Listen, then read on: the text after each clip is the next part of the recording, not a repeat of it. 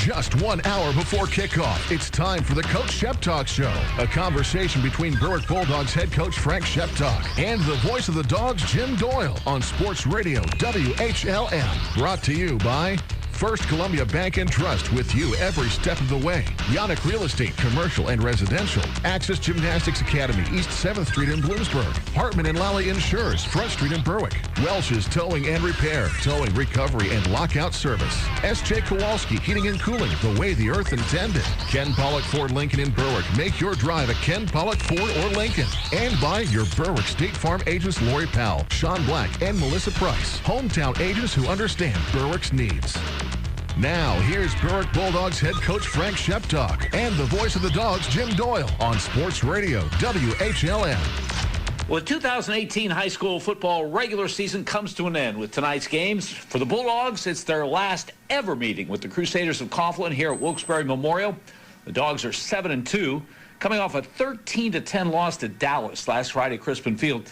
Frank, if I had told you going into last Friday's game that your defense would hold Dallas to 1 touchdown, your quarterback, Ryan Lawball, would rush for 95 yards and would have almost 3 times as much passing yardage as Dallas's quarterback, Michael Starbuck, you'd like your chances, wouldn't you? I would love our chances. And, as we talked a little bit beforehand, we rushed for over 200 yards as well. And, those are all indicators of, you're doing a lot of good things. But, the one statistic that obviously continues to show up, is putting the ball on the ground. We've had that trouble a little bit throughout the course of the year and some penalties. So, we're playing at a very high level, but, still we've got some things that, we got to clean up that, obviously I believe we control. Yeah, you can do a lot with stats, but you lost the turnover battle 4-0, and seldom do you win under those circumstances. Sure. When all those things considered, we still have, in the fourth quarter with 2 minutes to go, we have the ball. We're on their side of the 50 with a chance to win the football game, and that's what,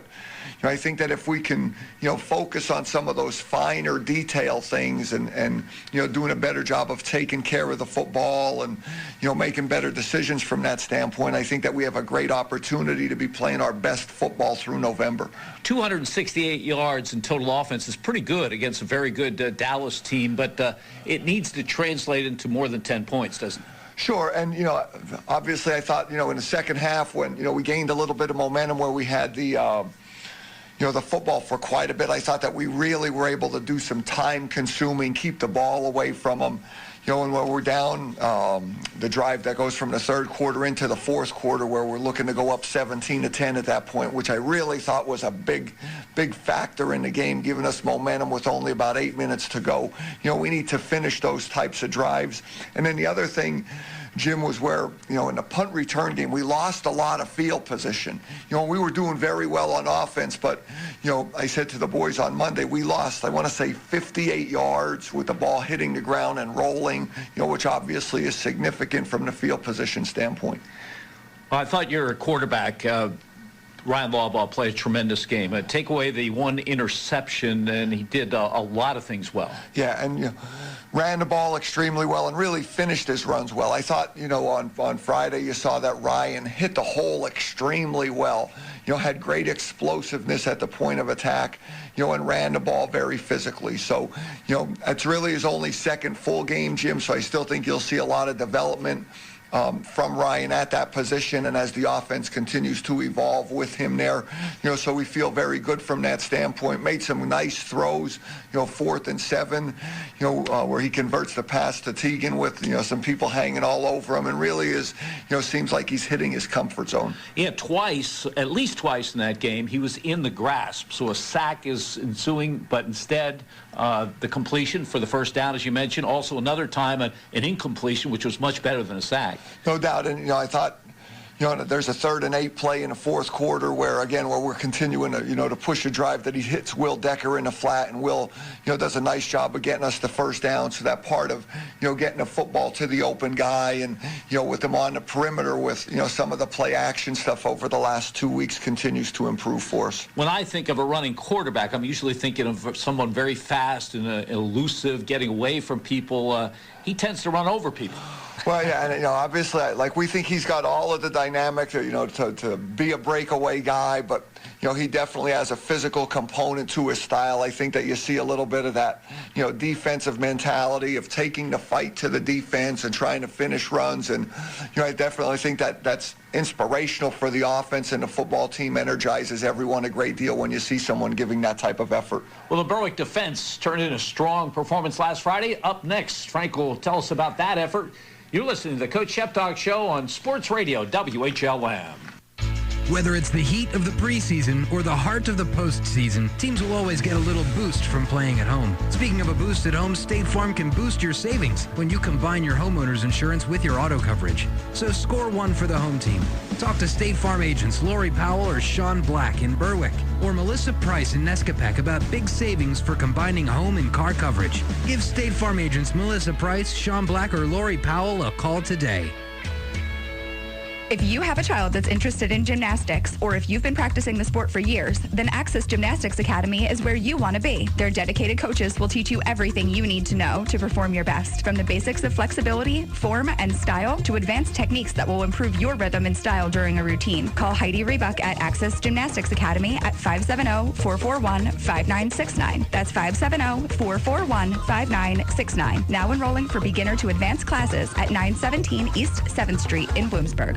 Are you looking to meet an elder care need? Do you or a loved one need assistance with any of the instrumental or basic activities of daily living? Brookdale Senior Living has a solution. Brookdale Bloomsburg, located at 420 Schaefer Road, is a premium personal care home offering a family atmosphere along with round-the-clock nursing care. Call 570-387-6868 to learn more. Better yet, we invite you to drop in and meet the Brookdale family and learn how we can offer an optimum aging experience for you or a loved one.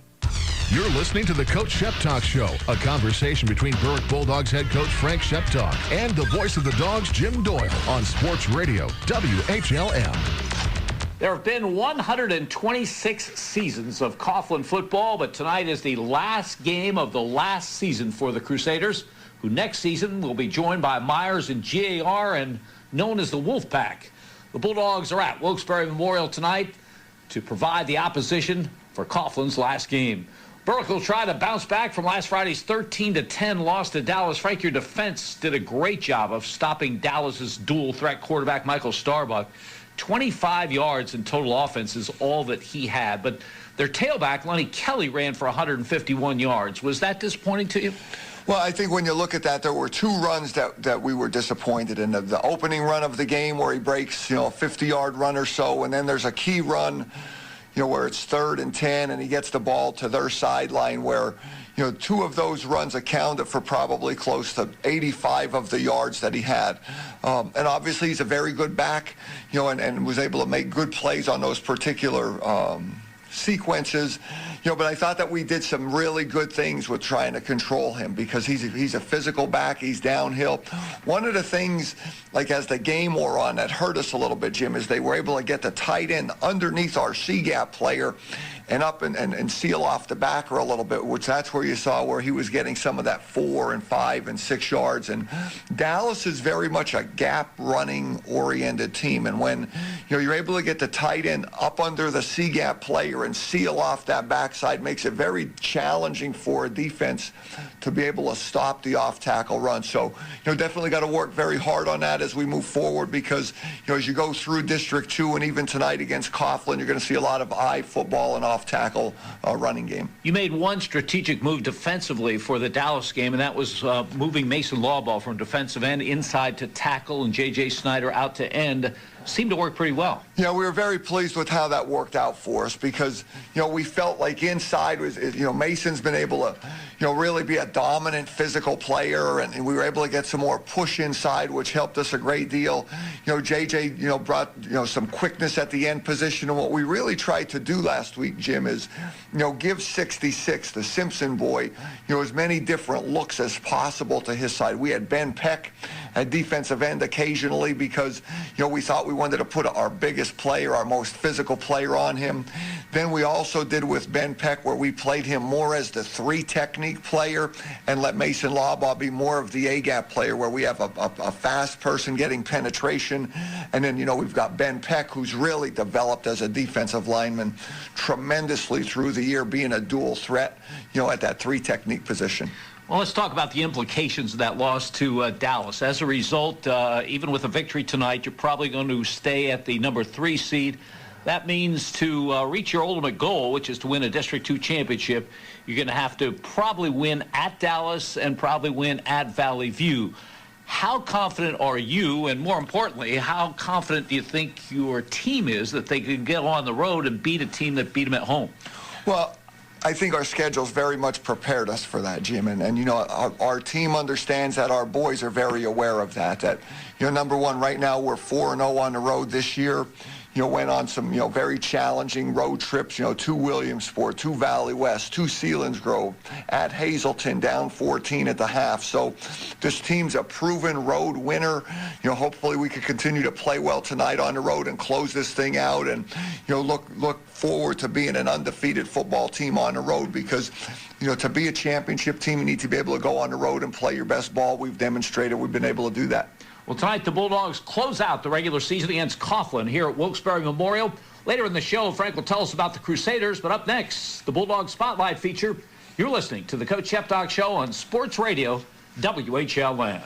Local is important when it comes to a lot of things, but especially when it comes to your insurance. At Hartman & Lally, you're dealing with local people shopping for the best coverage and the best premiums available. You can do that when you're not locked into one company. Call Hartman & Lally today, 752-3688 for your business insurance quote. Let them do the shopping for you to find the right coverage at the right price. Hartman & Lally Insurers, 726 West Front Street, Berwick. HartmanandLallyInsurers.com. Welsh's Towing and Repair proudly supports the Berwick Bulldogs and wishes them a successful year. Welsh's Towing and Repair has a long tradition of helping. You can call Welsh's 24/7 at 759-9737 if you are in need of a tow, jump start, tire change, are locked out, or to request them on scene if you're in an accident. Welsh's accepts all major insurance and motor clubs, and they offer all types of preventive maintenance and state inspections for cars, trucks, and motorcycles. Welsh's Towing and Repair, South Mercer Street in Berwick, and at their South Center Storage Facility, Columbia Boulevard in Berwick. I'm Ken Pollock from Ken Pollock Ford, happy to embark on the 2018 football season. There's no greater thrill than being able to come together as a team to accomplish great things. That's how we are at Ken Pollock Ford, a big team working together to make sure our customers are taken care of and everyone gets a fair deal. The 2018 models are almost gone, but some great deals still remain, like the 2018 F-150 Super Crew XLT for just $299 a month for 36 months plus tax, $45.95 do-it signing, no security deposit, or 0% financing on most 2018 model year SUVs at Ken Pollock Ford, Route 11 Berwick. Lease price based on 10,500 miles per year. Offer expires 10/31/18. You're listening to the Coach Sheptock Show, a conversation between Berwick Bulldogs head coach Frank Sheptock and the voice of the Dogs, Jim Doyle, on Sports Radio, WHLM. Berwick against Coughlin, the 48th and final meeting between the schools tonight here at Wilkes-Barre Memorial. In our next segment, Frank will tell us about the Crusaders, but now it's time for our weekly feature Bulldog Spotlight. Tonight, the spotlight is on sophomore defensive end Mason Labaugh. Frank Mason saw action last year as a freshman, and he did it not at mop-up time, but against some big teams, important games late in the season. What gave you the confidence to put a ninth grader in that position? Well, I think his physical skills, Jim. You look at Mason, and there was nothing about him that looked like a ninth grader. I mean, he's got very physically impressive, has great weight room numbers, very competitive young man. So we definitely felt that, when we brought him up as a ninth grader, that he had the physical attributes to play at the varsity level. And then, as we got into that playoff push last year, that, he brought another dimension to the defensive line. And, obviously he's worked extremely hard, in the offseason this year, continues to develop himself, and is having a great year this year. We've been able to move him around a little bit where he's inside, he's outside, trying to highlight him, very talented young man. Is he something special in the weight room? Oh, there's no doubt about it. I mean, some of the numbers that he's pushing, whether it's, squat numbers or bench press or deadlift, those types of things, he has great upper body strength, but the thing that really makes him special and transcends over from a football standpoint is his ground-based strength. He's a tremendous squatter, but he's also, Jim, he's extremely fast. When you see him come out of his stance or he's running a 40-yard, he's special from that standpoint. And I think that, as his career develops, you're going to see a lot of opportunity for the young man. You haven't had to use him on offense at all. If you did, where would he help you? He could help us in a lot of spots. I mean, he's a physical kid, but as a running back, as a tight end, as a fullback, and obviously he's physical enough to play on the offensive line. I think that when you're looking at a young man that has that type of explosiveness, that type of strength, really you could try to place him and say he could pretty much help you in a lot of different spots. The one thing that's very important to us right now is that trying to keep him fresh, make it easy for him. He's still a sophomore, and I think that's one of the things that when you're that gifted athletically and physically and you got a lot of high aspirations for yourself, is you want to let him ease into his game a little bit and ease into becoming the dominant player. And I think that you see that he continues to make better plays each week. Well, you're fortunate to have him for 2 more years after this one, but let's project to the next level. Of course, we don't know how much he's ultimately going to weigh. He's listed at 236 now. He's going to be a lot bigger than that, you would assume, by his senior year. What position does he project for college football? Well, I definitely think he'll be a defensive end. I mean, he's got, some of the skill set to be an outside linebacker as well. But, I think you look at his physique right now and you think he's going to be, in that 6'2", 6'3", 250, 260, where, he's going to be able to be a defensive end. He has the some linebacker background. So that's where I think that you might see in some of the defensive schemes, whether it's a three-point stance and a stand-up guy, he'd be able to do that also. In the Bulldogs spotlight, 6'2", 236-pound sophomore defensive end Mason Lawbaugh. Tonight, Mason and his Bulldog teammates take on Coughlin in the regular season finale here at Wilkes-Barre Memorial. Up next, Frank will tell us about the Crusaders offense. You're listening to the Coach Sheptock Show on Sports Radio WHLM. I'm Ken Pollock from Ken Pollock Ford, happy to embark on the 2018 football season. There's no greater thrill than being able to come together as a team to accomplish great things. That's how we are at Ken Pollock Ford, a big team working together to make sure our customers are taken care of and everyone gets a fair deal. The 2018 models are almost gone, but some great deals still remain, like the 2018 F-150 Super Crew XLT for just $299 a month for 36 months plus tax, $45.95 do-it signing, no security deposit, or 0% financing on most 2018 model year SUVs at Ken Pollock Ford, Route 11 Berwick. Lease price based on 10,500 miles per year. Offer expires 10/31/18. Whether it's the heat of the preseason or the heart of the postseason, teams will always get a little boost from playing at home. Speaking of a boost at home, State Farm can boost your savings when you combine your homeowner's insurance with your auto coverage. So score one for the home team. Talk to State Farm agents Lori Powell or Sean Black in Berwick, or Melissa Price in Nescapec about big savings for combining home and car coverage. Give State Farm agents Melissa Price, Sean Black, or Lori Powell a call today. S.J. Kowalski Heating and Air Conditioning sells comfort. Since 1972, S.J. Kowalski understands the importance of doing business locally. They service what they sell and take pride in customer satisfaction. S.J. Kowalski is a trained comfort specialist, a Lennox dealer, and they are Northeastern Pennsylvania's premier dealer of Mitsubishi ductless mini-split systems. S.J. Kowalski also sells and installs energy-efficient Renai water heaters and geothermal systems. Call 1-888-KOWALSKI and ask about special promotions and zero-interest financing. You're listening to the Coach Sheptock Show, a conversation between Berwick Bulldogs head coach Frank Sheptock and the voice of the Dogs, Jim Doyle, on Sports Radio WHLM. Wilkes-Barre Memorial Stadium is the venue for tonight's regular season finale as the Bulldogs face the Crusaders of Coughlin for the very last time. Frank, this is not the kind of season that Coughlin had hoped for after making the postseason playoffs 12 straight years. They come into this game winless on the season. However, this is a special night, the last game in the 126th and final season of Coughlin football. I assume you're expecting emotion and great effort from the Crusaders, especially early in the game. No doubt about it. I mean, it's a proud program. Coach Cinti has done a great job there. I mean, he's been a consistent winner. You look at some of the things last year where they, upset Dallas. Dallas is the, number 2 seed last year, and they're able to upset them in the playoffs and come back after being shut out. so that's a team that he's able to rally around, and as the season goes on, where they're playing better. And obviously, it being the last game for Coughlin football, I think that you're going to see a lot of emotion there. So we need to be able to come out of the locker room, and execute. And I think that's the biggest thing for us right now, Jim, as a football team. It's not about emotion. It's not about any of the rah-rah things. It's about just coming out and doing the things that we need to do to improve, because that's where our focus is right now. Junior Raphael McCoy is listed as a wide receiver, but he is their leading receiver. But he's also their leading rusher. How are they using him? Well, you'll see a lot of speed sweep thing. I mean, one of the things with, Coughlin's numbers is, they're not a big personnel team. They'll use multiple formations, but it's the same personnel group. So you'll see 14 in the backfield. You'll see 14 at wide receiver, and then doing some of the speed sweep and race motion.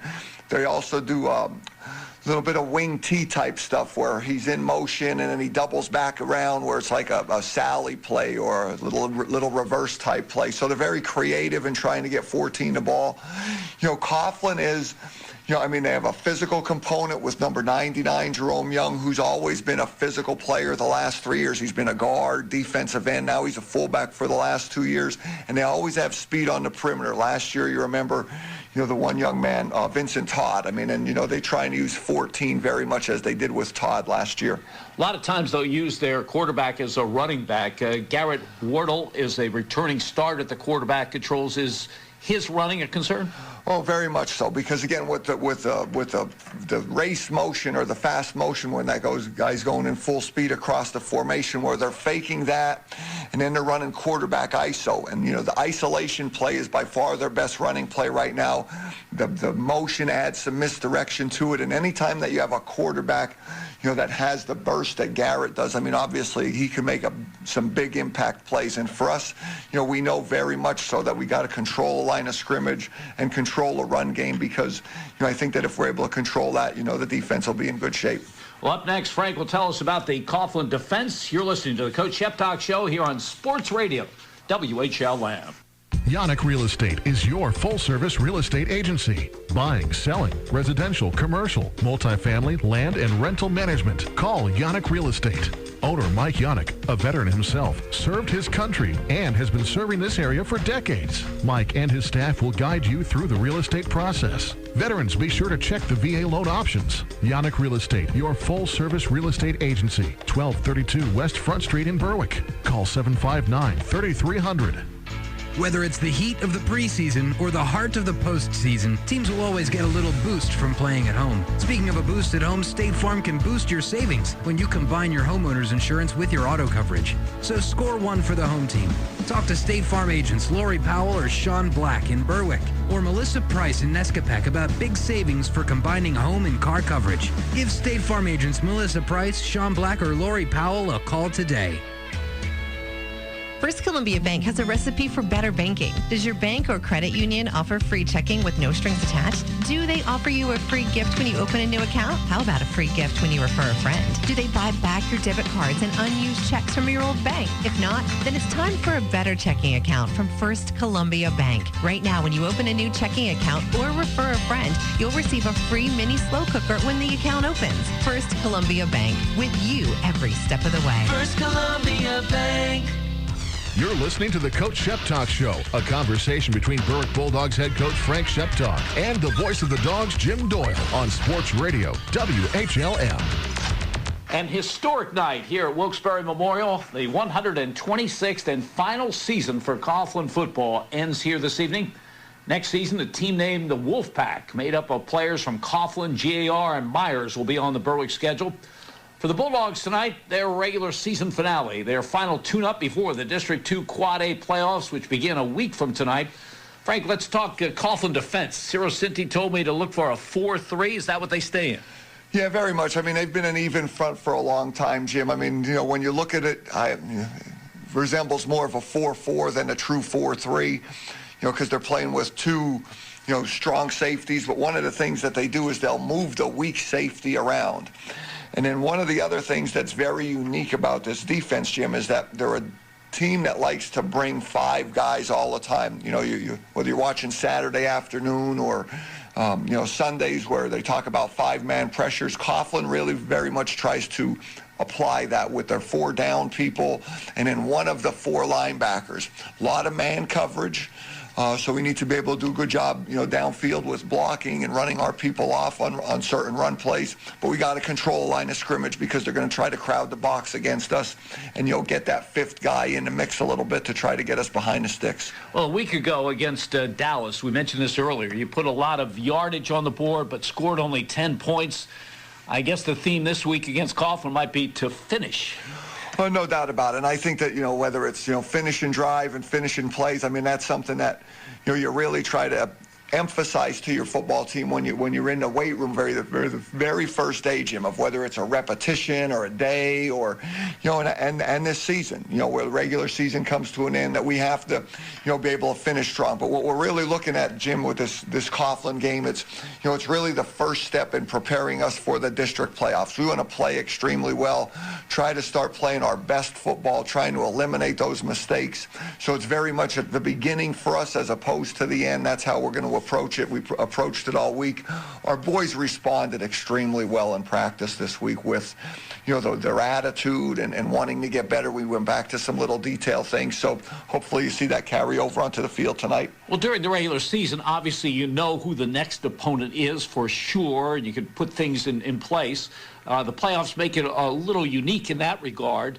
Right now, who does it look like as your opening opponent in those district playoffs? We would think we would play Pittston again, Jim. Obviously we played them in the second game of our regular season this year.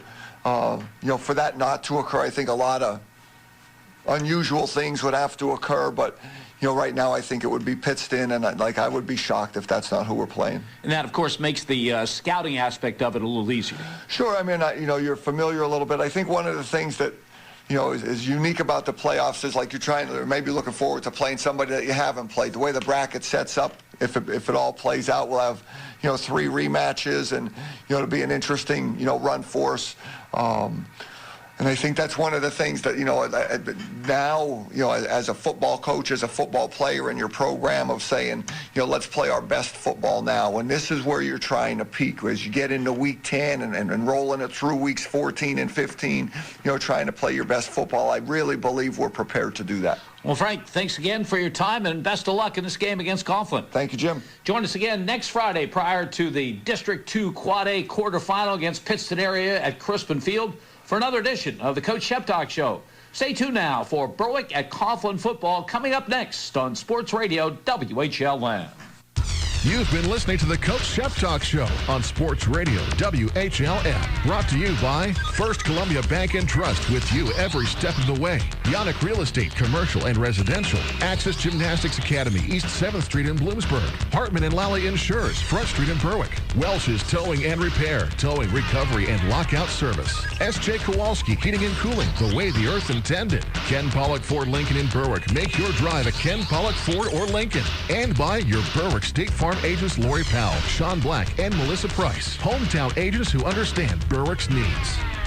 Now, stay tuned for Berwick Bulldogs football on Sports Radio WHLN.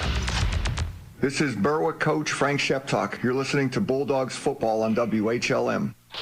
It's Berwick Bulldogs football on Sports Radio WHLN. Brought to you by First Columbia Bank and Trust, with you every step of the way. Berwick Dental Arts, quality care for your dental health. Neighbor Fence Company, residential and commercial fencing. Harry Sporting Goods, hashtag you need new sneaks. Fairfield Chrysler Dodge Jeep and Ram, Route 11 in Danville for the best price and hometown value. First Keystone Community Bank, yesterday's traditions, tomorrow's vision. Mayo Funeral Home of Berwick and Chickashinny. The law offices of Lutz and Petty, protecting you. Welch's Towing and Repair, Towing, Recovery, and Lockout Services. Riverview Block Inc. of Berwick. Yannick Real Estate, Commercial and Residential. Hartman and Lally Insurers, Front Street in Berwick. Access Gymnastics Academy, East 7th Street in Bloomsburg. S.J. Kowalski, Heating and Cooling, the way the earth intended. Ken Pollock Ford Lincoln in Berwick. Make your drive at Ken Pollock Ford or Lincoln. Chrysler and Gregorovich, attorneys at law. Your Berwick State Farm agents Lori Powell, Sean Black, and Melissa Price. Hometown agents who understand Berwick's needs. Steph Subs, lunch, dinner, or anything in between. Gebhardt's Billiards and Bowling Supplies, Monday Street, Wilkes-Barre. And by Alexander Family Dealership, Central Road in Bloomsburg. Now with Andy Ulickney, here's the Dean of the Dogs, Jim Doyle, on Sports Radio WHLN. Good evening. Tonight from Wilkes-Barre Memorial Stadium, it's the Bulldogs closing out the regular season by taking on the Crusaders of Coughlin. I am Jim Doyle along with Andy Lickney and our spotter Gary Kreischer. The producer for tonight's broadcast is Raven Klein. Well, a matchup of two teams tonight, one of whom is closing out the regular season, prepping for the playoffs next week, and hoping to close out with an 8-2 record. The other closing out not just this season, but a whole history of their school's football. Coughlin is the team closing out the history. The Crusaders fielded a football team in 1892. That was their first team. 126 years later, they're playing their final game here this evening by taking on the Bulldogs. Coughlin next year will be part of a combination of Wilkes-Barre G.A.R and Meyers, and those three teams will join. They already have a nickname, the Wolfpack. They already have school colors, powder blue and black. Now, the school to which all those students will be going will not be ready for a couple of years. They'll be still going to their separate schools, but this will be their final football game tonight. In fact, tomorrow afternoon right here at Wilkes-Barre Memorial, Meyers and G.A.R will play for the last time, and that game is already sold out. Can't get a ticket to that one. So that's the story for Coughlin. They were hoping, obviously, that this historic final season would be a good one. It's been anything but. Combination of things. Inexperience, just 8 of 22 starters back from a year ago, and then low numbers. They started with about 30. They're going to dress 21 here tonight. It just hasn't worked out. And they are 0-9. Obviously, they'd like nothing better than pull off what would be a major upset here this evening if they were to knock off the Bulldogs, who are 7-2. Berwick coming off a disappointing loss to Dallas. Bulldogs won several statistical battles, but they lost the one that usually counts the most, turnovers. 4 turnovers for Berwick, none for Dallas in the Bulldogs' 13-10 loss, which relegates them to the number 3 seed for the upcoming District 2 Quad A playoffs. They know they'll be at home next week. They know they'll probably be playing Pittston, but one game to go here this evening, and that is a history-making game against the Crusaders of Coughlin. Andy Lickney with us for high school football tonight. Andy, obviously a best-case scenario for Berwick this evening. Play well, look sharp, feel good, overwhelm Coughlin, get into a mercy rule, get the starters out, get ready for the playoffs. You can't always count on those things to happen. I think early in the game is big because they're going to have to offset, I'm sure, some emotion, some strong effort from Coughlin, even though they're undermanned. Yeah, but I think they have the people, the personnel to be able to do that, Jim. I think they're pumped up. They know the route they need to take. Finish out Week 10 with a strong game, the way that you said it, that would be the great recipe. Get themselves set for the home game at Berwick against a team that they should be able to handle, and get them then set for a rematch with Dallas and hopefully on to Valley View after that. But you have to take care of business here first. And as you mentioned, sort of the history, the legacy of this place, very unique. I know it moves us a little bit when we think of all our times on this field and the memories and the games, and Gus Felder running the wrong way for a touchdown on this field. And counting, when we first started here, it was one of the unique places that had artificial surface. We can count on one hand the number of times Berwick played on artificial turf. Now you go the whole season without playing on grass. So an evolution in the game and a changing times with the history as things evolve, and we'll have a merger. I don't know how emotional it will be for the Coughlin players. A lot of them didn't start their careers necessarily here. People move around. But how about for Ciro Cinti? He started as a water boy in the Coughlin program. Then he went through the junior high. Then was a varsity player. In fact, played on a team that beat George Curry's team in a playoff game here.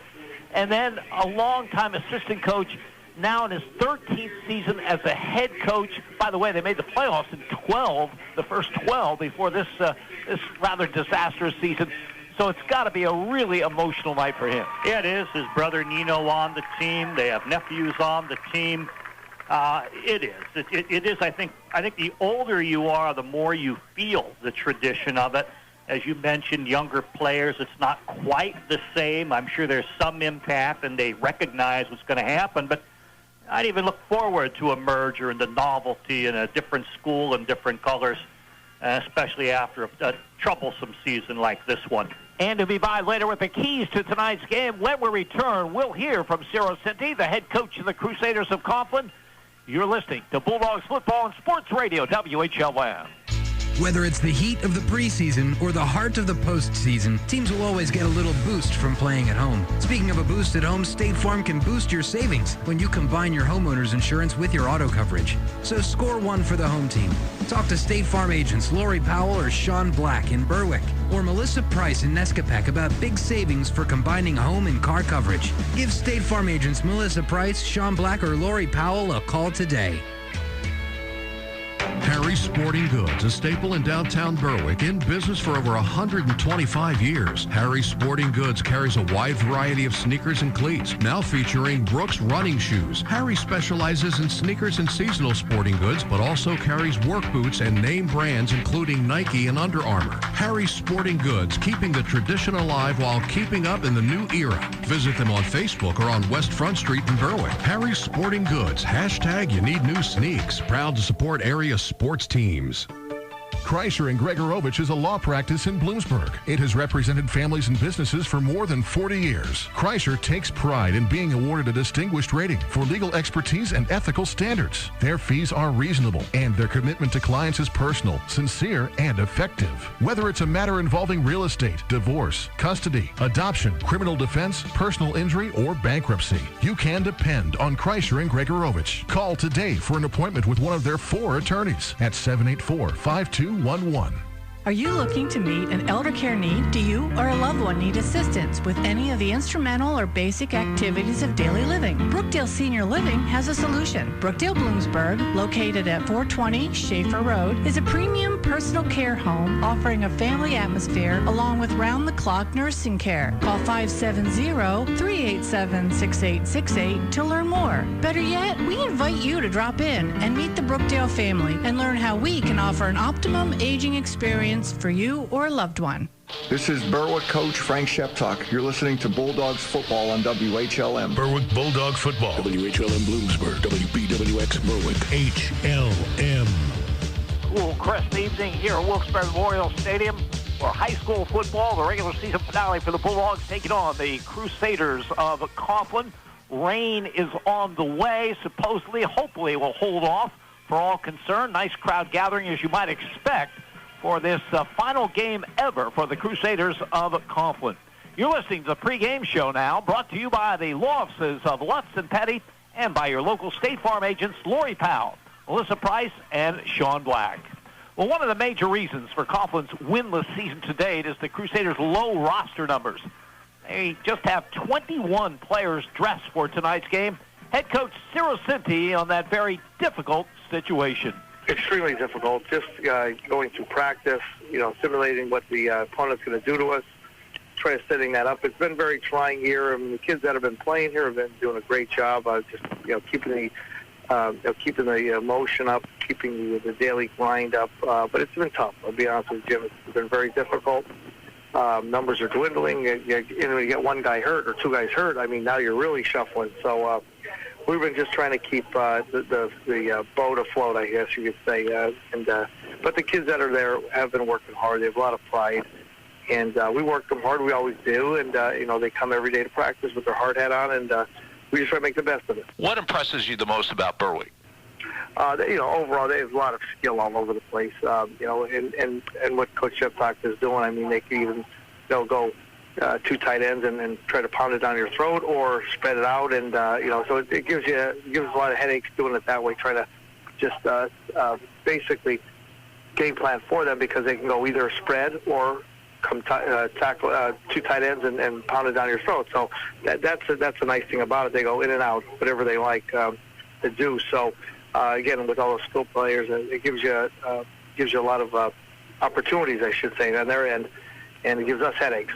Ciro, you are Coughlin through and through. You've been connected in this program in one way or another almost 40 years, this being the final game for Coughlin as a school. What does that mean to you? To me, it's very emotional. Again, because I've lived it the whole life, basically, as a team manager when I was younger, and then playing here and then coaching as assistant with Coach Joseph and being the head coach the last 13 years. It runs deep, And it is very emotional. But, I mean, at this end, I always say, and I said this from day one with these kids, one door closes, two opens. You got to make the most of the opportunity now. The programs are so lacking in membership. I mean, it had to be done. It should have been done probably years ago, combining stuff. But, again, it is what it is. I mean, there's a lot of tradition here. I just wish we had more kids that have families that have gone through all of that tradition, but there hasn't been. So, in that manner, for team-wise, it's not a big emotional thing, to be honest with you. But for me personally, it's extremely, because I've been honored to be able to coach here, and I've always taken that responsibility on head first. I mean, even though we're not doing well this year, we still do the same thing week in and week out, prepare the team, because we do have that pride, and we do have a lot of pride in what we do. We'd be bummed if we didn't prepare each way, no matter if we're going to make the playoffs or not make the playoffs. So we always take it one game at a time and try to prepare a team to win the game. And I've always taken pride in that, and we always will take pride in that as long as I'm here. At least for one more game, we'll see. But it is emotional, and it comes a long way. It's a long way through. But again, as one door shuts, as I always say, two always open. So look at it that way. That's Tiro Cinti, now in his 13th season as the head coach of the Crusaders of Coughlin. He's a Coughlin graduate of 1983. I mentioned earlier he was on that Coughlin team that beat Berwick. It was in an Eastern Conference Class A semifinal game here at Wilkes-Barre Memorial, 30-6 in his senior season. He was an assistant under John Joseph for 11 seasons. This season has not gone the Crusaders' way, 0-9, playing the final game in school history here this evening. The Bulldogs against the Crusaders. We'll check the starting lineups when we return. You're listening to Berwick Football on Sports Radio WHLM. The market for nice used vehicles is really hot right now. And because of that, Alexander Family Buick GMC in Bloomsburg is in need of high-quality local trades. And we're willing to pay for it. We've been authorized to pay a special 20% buyback bonus on pre-owned trades. Right now, your trade could be worth way more than you think. And there's no pressure to buy. We'll buy yours, even if you don't buy ours. But you need to come in because we need to see your vehicle. Come in, test drive any vehicle at Alexander Family Buick GMC, and then find out just what your trade is worth. A huge selection of new and used vehicles with the lowest price, guaranteed. And now, a 20% buyback bonus on your trade. The market for nice used vehicles is really hot right now. And because of that, Alexander Family Buick GMC in Bloomsburg is in need of high-quality local trades. And we're willing to pay for it all this month, and only at Alexander Family Buick GMC in Bloomsburg, where, as always, we're taking deals the other guys won't.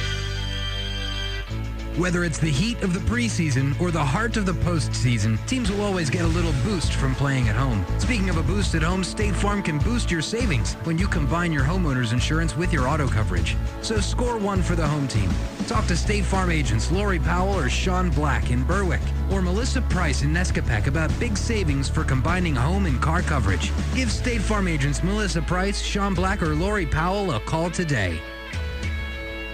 No one gets married planning on getting divorced. What about the kids? What about child support? What about the grandparents? What about the divorce itself? The attorneys at Kreischer and Gregorovich will help you reach a positive agreement regarding divorce, child support, and custody. A legal staff of 4 attorneys, 4 decades of success. The attorneys at Kreischer and Gregorovich are dedicated to providing superior legal counsel to the families in central Pennsylvania. Call the law offices of Kreischer and Gregorovich today at 570-784-5211. And schedule your appointment. This is Berwick coach Frank Sheptock. You're listening to Bulldogs football on WHLM. Berwick Bulldog football. WHLM Bloomsburg. WBWX Berwick. HLM. Regular season coming to an end for the Bulldogs here tonight at Wilkes-Barre Memorial Stadium, taking on the Crusaders of Coughlin. 48th meeting between these two schools. First one was back in 1910. Berwick leads the series 39-8. Bulldogs have won 14 straight, including 24-6 last season. For the last Coughlin win in the series, you have to go back to 2006. Crusaders beat the Bulldogs there 13-7. Starting lineup offensively for Berwick at the tight end, number 90, Will Decker, 6'2", 212-pound senior, good blocker. Couple of receptions on the season for 23 yards. The left tackle, number 55, Anthony Sisko. He is 6 foot, 201 pounds, a junior. The left guard, number 60, Sully Slabinski, 6'1", 237, a junior. We'll also see Justin Eckert, number 70, 6'2", 297, a senior. The starting center, number 52, Aaron Cashman, 5'10", 254 pounds, a junior. Noah Craig starts at the right guard. He wears number 79. He's 5'11", 256 pounds, a junior. At the right tackle, number 71, Mike Zalutko. He is 6'1", 236 pounds, a junior. And Zalutko will be seeing action on both sides of the football. Berwick a little thin at linebacker. Of course, the unfortunate injury to Blaine Cleaver, the outstanding sophomore in the Crestwood game. He's going to miss the rest of the season. Then Joe Lynn took his place. He's battled injuries all season long, will not be in uniform for this game. So Mike Zalutko, for the first time, will see action at the linebacker position along with Dallas Schechterly. Zalutko will do his usual good job at the right tackle spot on offense. Leading receiver for the Bulldogs is Tegan Wilk, 5'10", 181-pound junior, 21 receptions on the season for 194 yards and 2 touchdowns. Hasn't caught any passes yet this season, but we understand that Alex Force, who was the starting quarterback at the beginning of this season, was looking very good in practice this week receiving footballs. So we may see him at a receiver position tonight. And, of course, a relative newcomer to the roster, number 15, Sean Sheptock, the nephew of Frank, who has great speed. Liable to see him at a wide receiver position as well. The quarterback is number 10, Ryan Longbaugh. He's 6 foot, 172, a junior, doing a terrific job, completing 61% of his passes, 11 for 18, for 123 yards. He has thrown an interception, and he's also run the ball very, very effectively. In fact, he's averaging 6.5 yards a carry on 33 attempts, and he has 2 touchdowns. Again, he became the starter in the second half of the Hazleton area game, then the entire Crestwood game and the entire Dallas game with his, and he will be the starter in tonight's game as well. Leading rusher for the Bulldogs is number 39, Owen Shoemaker, the 5'9", 201-pound senior, 1,088 yards rushing and 15 touchdowns. He's averaging 6.3 yards a carry. He is third in the Wyoming Valley Conference in rushing. That's the starting lineup. Offensively for the Bulldogs, they average 32 points a game. That's 6th in the Wyoming Valley Conference. For the Crusaders of Coughlin, at the tight end, number 87, Ben Jovziak. He is 6'3", 205 pounds, a junior. 3 catches on the season for 36 yards. Joe Davis starts at left tackle. He wears number 52. He's a 5'11", 210-pound senior. Greg DeLeon is the left guard. He's number 62, 5'11", 215 pounds, a junior. Randall Bednar starts at center. He wears number 50. He's 6 foot, 250 pounds, a sophomore. Rich Carey starts at the right guard. He wears number 56. He's 5'11", 210 pounds, a junior. And the right tackle is number 63, Connor Lee, a 6 foot, 235-pound junior. The offensive standout in this team is number 14, Raphael McCoy. He is a 6 foot, 175-pound junior.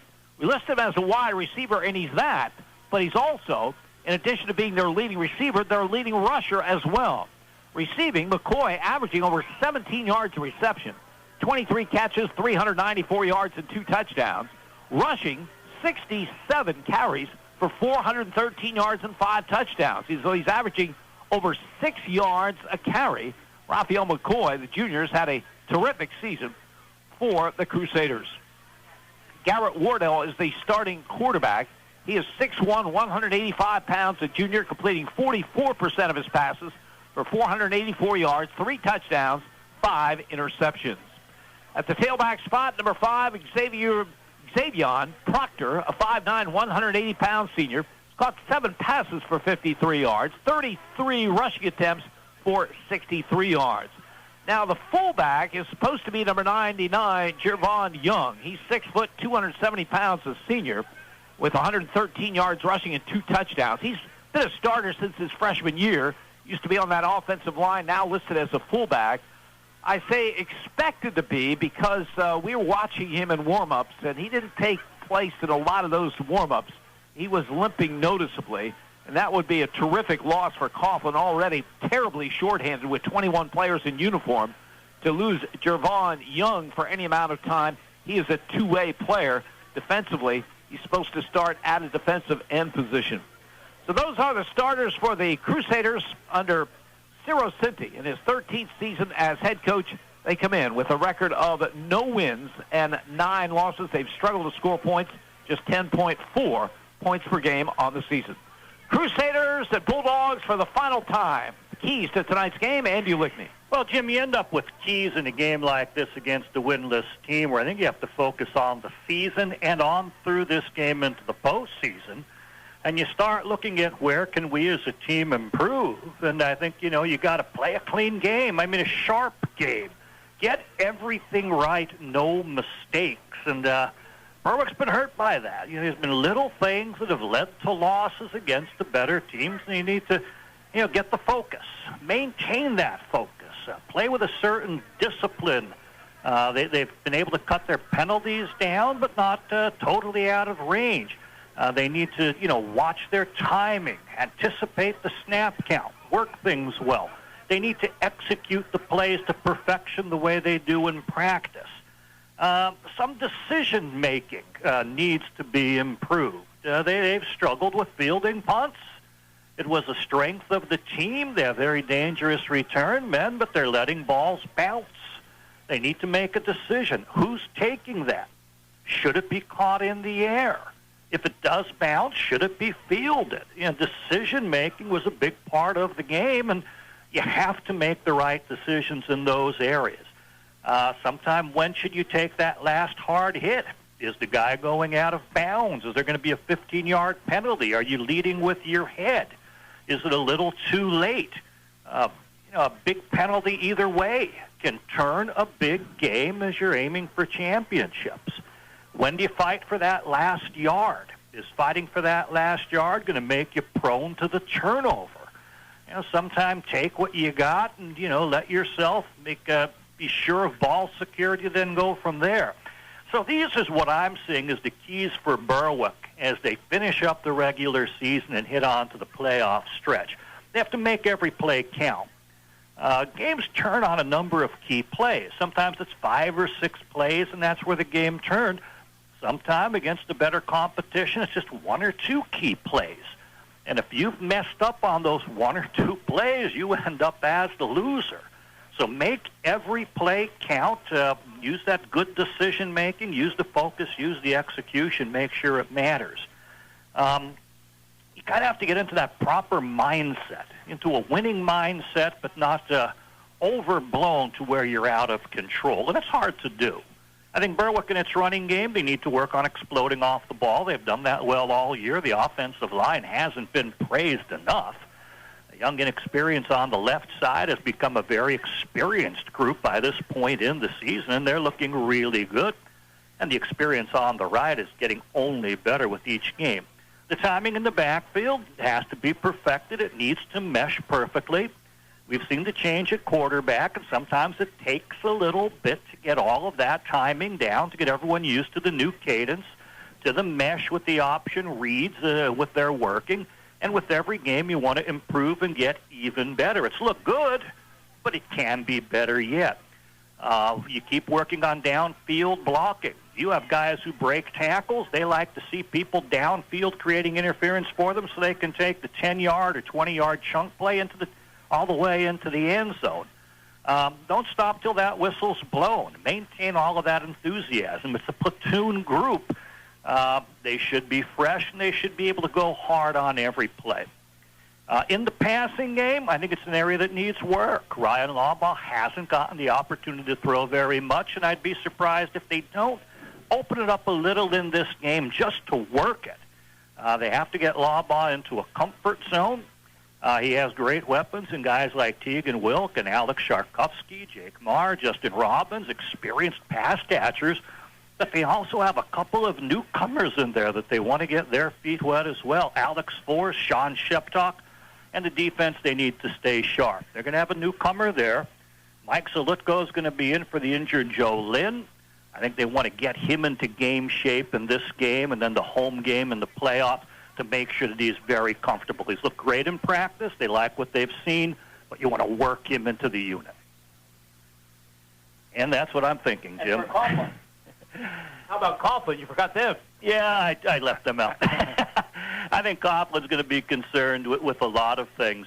I'm looking at Berwick and how they do prepare. And when you look at what they've got to do offensively, somehow Coughlin's got to be able to stop it. Their numbers are thin.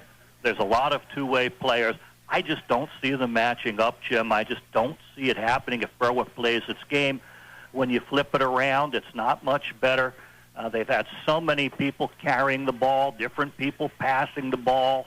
They're thin, they're injured. Berwick's defense should be getting better each game. I just don't. I don't see this one. I'd like to see Coughlin put it together and have a nice game for their finale as a program.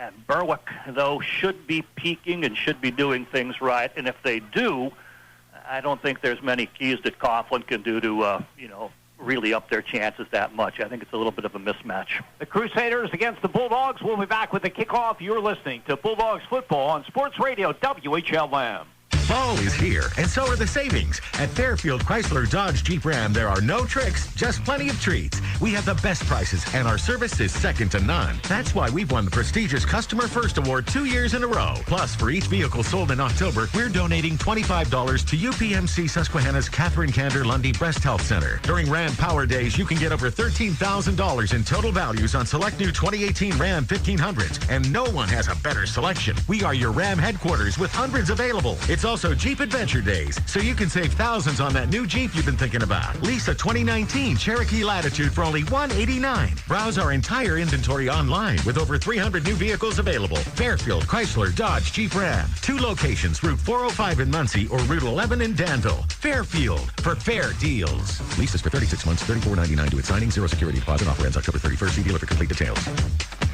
Fairfield, you're gonna love us.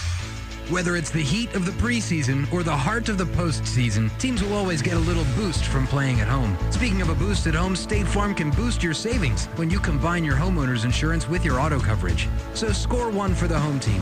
Talk to State Farm agents Lori Powell or Sean Black in Berwick, or Melissa Price in Nescapec about big savings for combining home and car coverage. Give State Farm agents Melissa Price, Sean Black, or Lori Powell a call today. Harry's Sporting Goods, a staple in downtown Berwick, in business for over 125 years. Harry's Sporting Goods carries a wide variety of sneakers and cleats, now featuring Brooks running shoes. Harry specializes in sneakers and seasonal sporting goods, but also carries work boots and name brands including Nike and Under Armour. Harry's Sporting Goods, keeping the tradition alive while keeping up in the new era. Visit them on Facebook or on West Front Street in Berwick. Harry's Sporting Goods, hashtag you need new sneaks. Proud to support area sports teams. This is Berwick coach Frank Sheptock. You're listening to Bulldogs football on WHLM. Berwick Bulldog football. WHLM Bloomsburg. WBWX Berwick. HLM. The 126th and final season of Coughlin High School football comes to an end here this evening at Wilkes-Barre Memorial Stadium as the Crusaders take on the Bulldogs, who are just now making their way on the near side of the field. This Wilkes-Barre Memorial's been around a long time, but the bleachers on the far side were condemned just a couple of years ago, so all of the fans are on the side that we are, and any of the Berwick fans down below us, so it's going to sound like a home game for the Bulldogs this evening.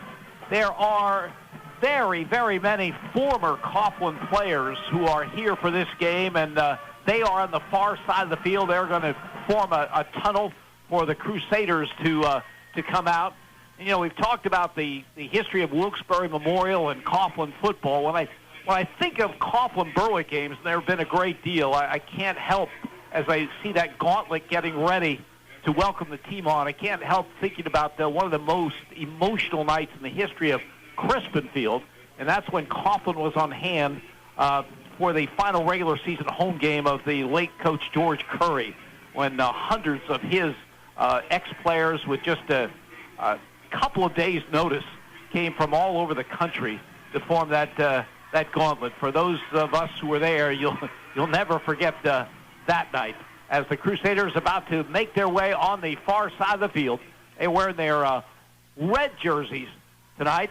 The final night, I heard a fan complaining that there were no football programs being sold this game, and I understand that. It would be collector's items as the Crusaders making their way on the far side of the field. Again, the red jerseys, red helmets, dark blue pants, blue numerals, and white trim.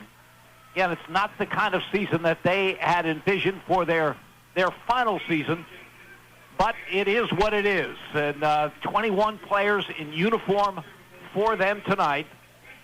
And they'll do their best, but they are clearly outmanned against this Berwick team that hopes to finish an 8-2 season. Again, the Bulldogs will be at home. We know that for sure. Next Friday night to start those District 2 Quad A playoffs. We also know that in almost all likelihood, their opponent will be Pittston area.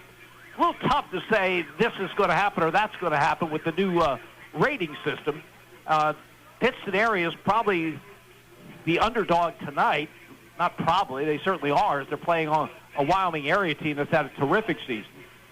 But even with that loss, you now get some points for just playing an opponent with a good record. So Pittston area will get those points, and probably the Patriots are locked into that third spot and will be at Crispin Field next Friday.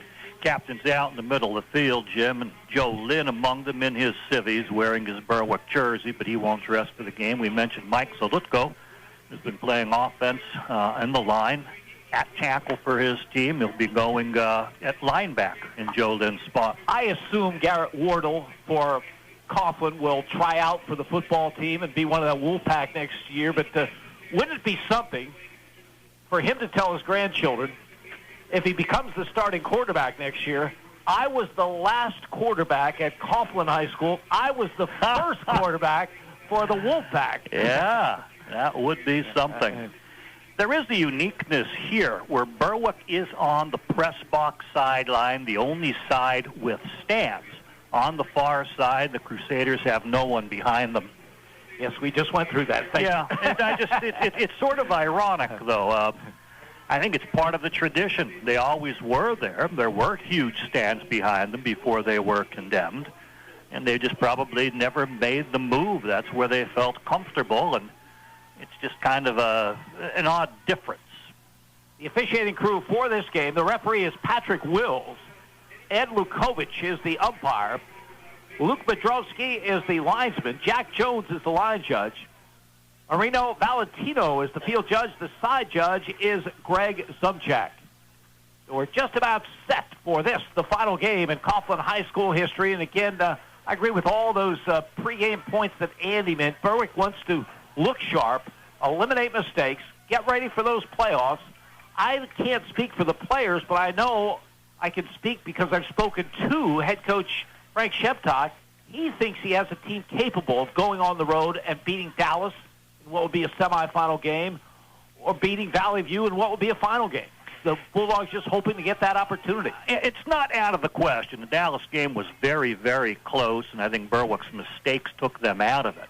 Valley View, they were outplayed, but play that perfect game, play where you're not making mistakes.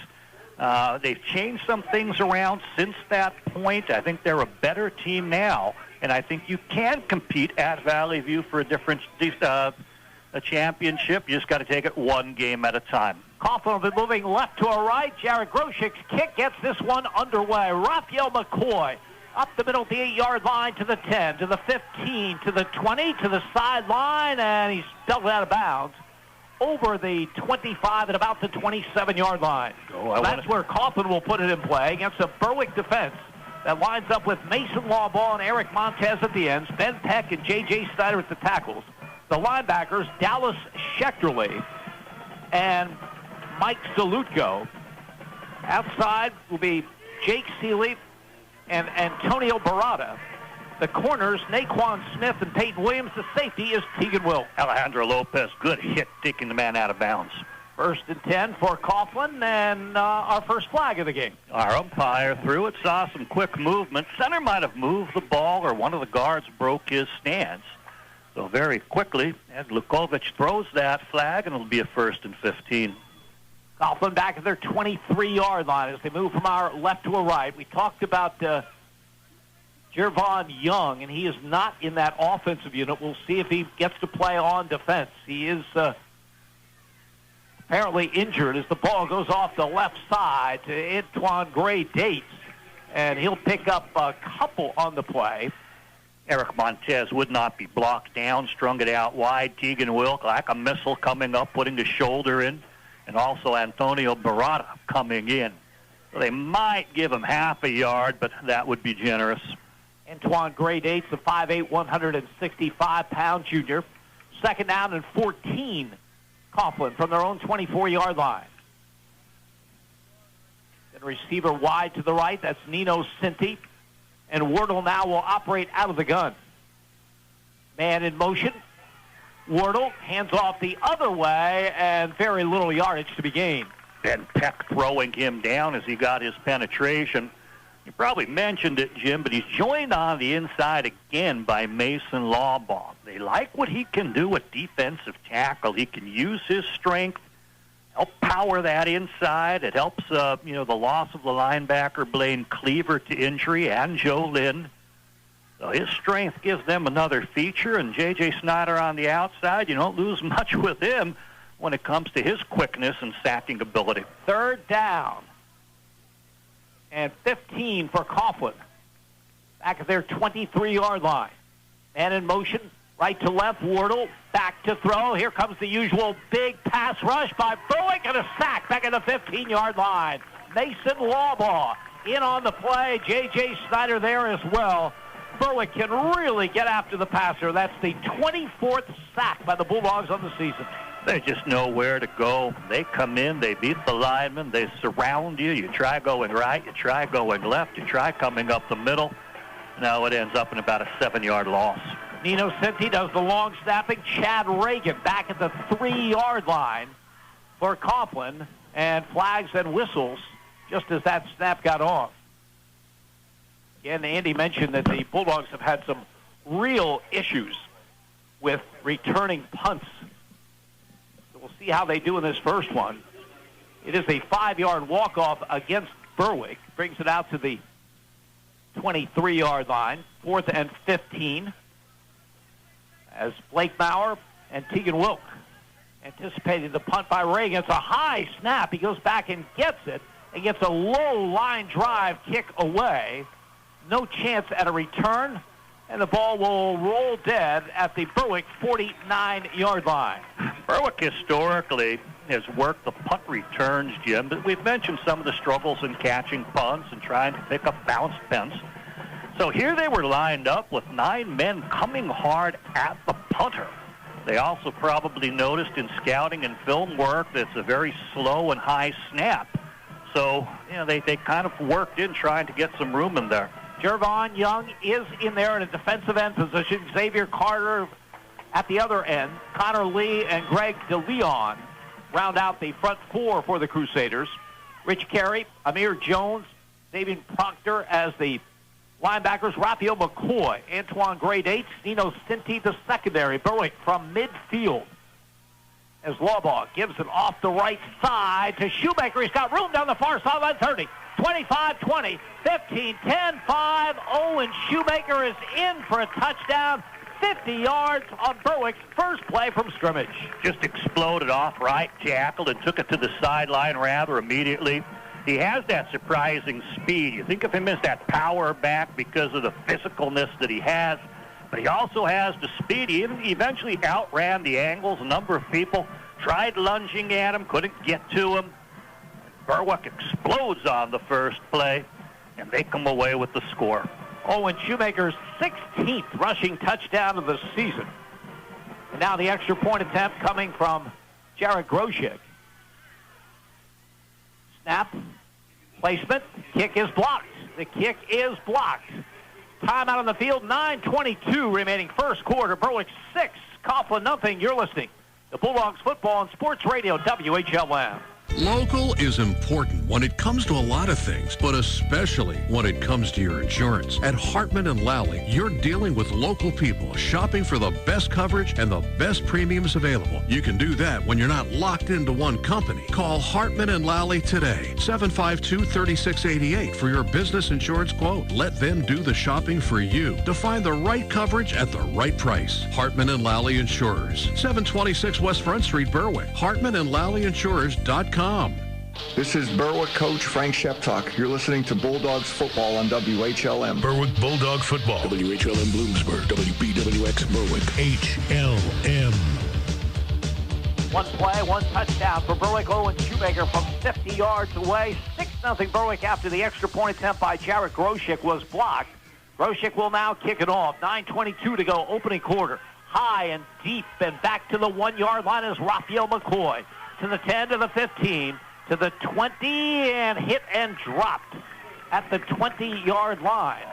Ryan Lawbaugh, no, it's Colin Hill in on the stop. Aiden Mason also good on the coverage, getting on down. In any case, Berwick has the lanes taken care of. Deep kick that sends the man where his foot goes into the end zone. Can't ask for more out of a high school kicker. And the coverage team keeps them just about inside the 20-yard line, just a football length across the 20. It was Aiden Mason. They gave me 3 tries, and I got it. Coughlin, 1st and 10 at their own 21-yard line. Again, the big guy, usually the fullback, Javon Young, playing one way tonight as defensive end position. As the call goes to Gray Dates off the left side, he'll lose yardage back to the 18-yard line. Mason Lawbaugh and Mike Salute go in. Yeah, Salute goes the guy at inside linebacker for Joe Lynn. They've been struggling with injuries. Blaine Cleaver, Joe Lynn, both out. They were the starting pair. So Dallas Schechterly and Mike Salutko, who have been playing offensive tackle. And he had a good week of practice at linebacker. He seems to enjoy it. Good physical hitting. They're doing a lot of blitzing with him. They're kind of turning him active, letting him shoot a gap. That time he shot the gap, and a 3-yard loss ensues. 2nd down and 13 for Coughlin back at their 18-yard line. Wordle out of the gun. McCoy comes in motion, a fake to him. Wordle gets the pass away, way over the head of Salem Diop, the intended receiver at the 35-yard line. Trying to do things very, very quickly. They know Berwick with its front four can come.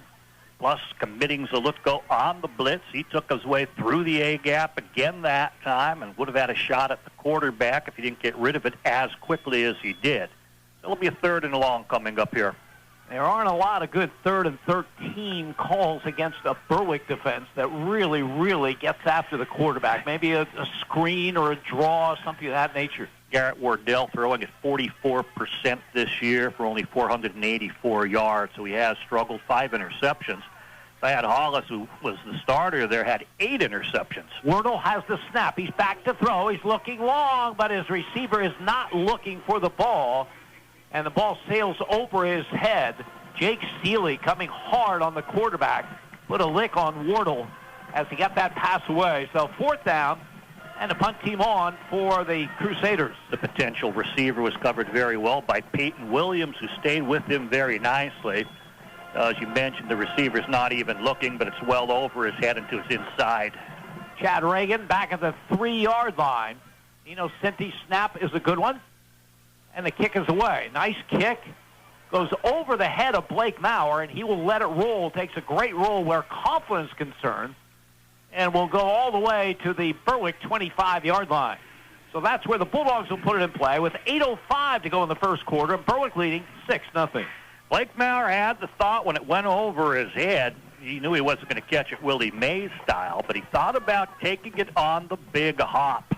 And you can tell, coaches must have talked, hey, guys, if we can't catch it in the air, let's not have a mistake hurt us.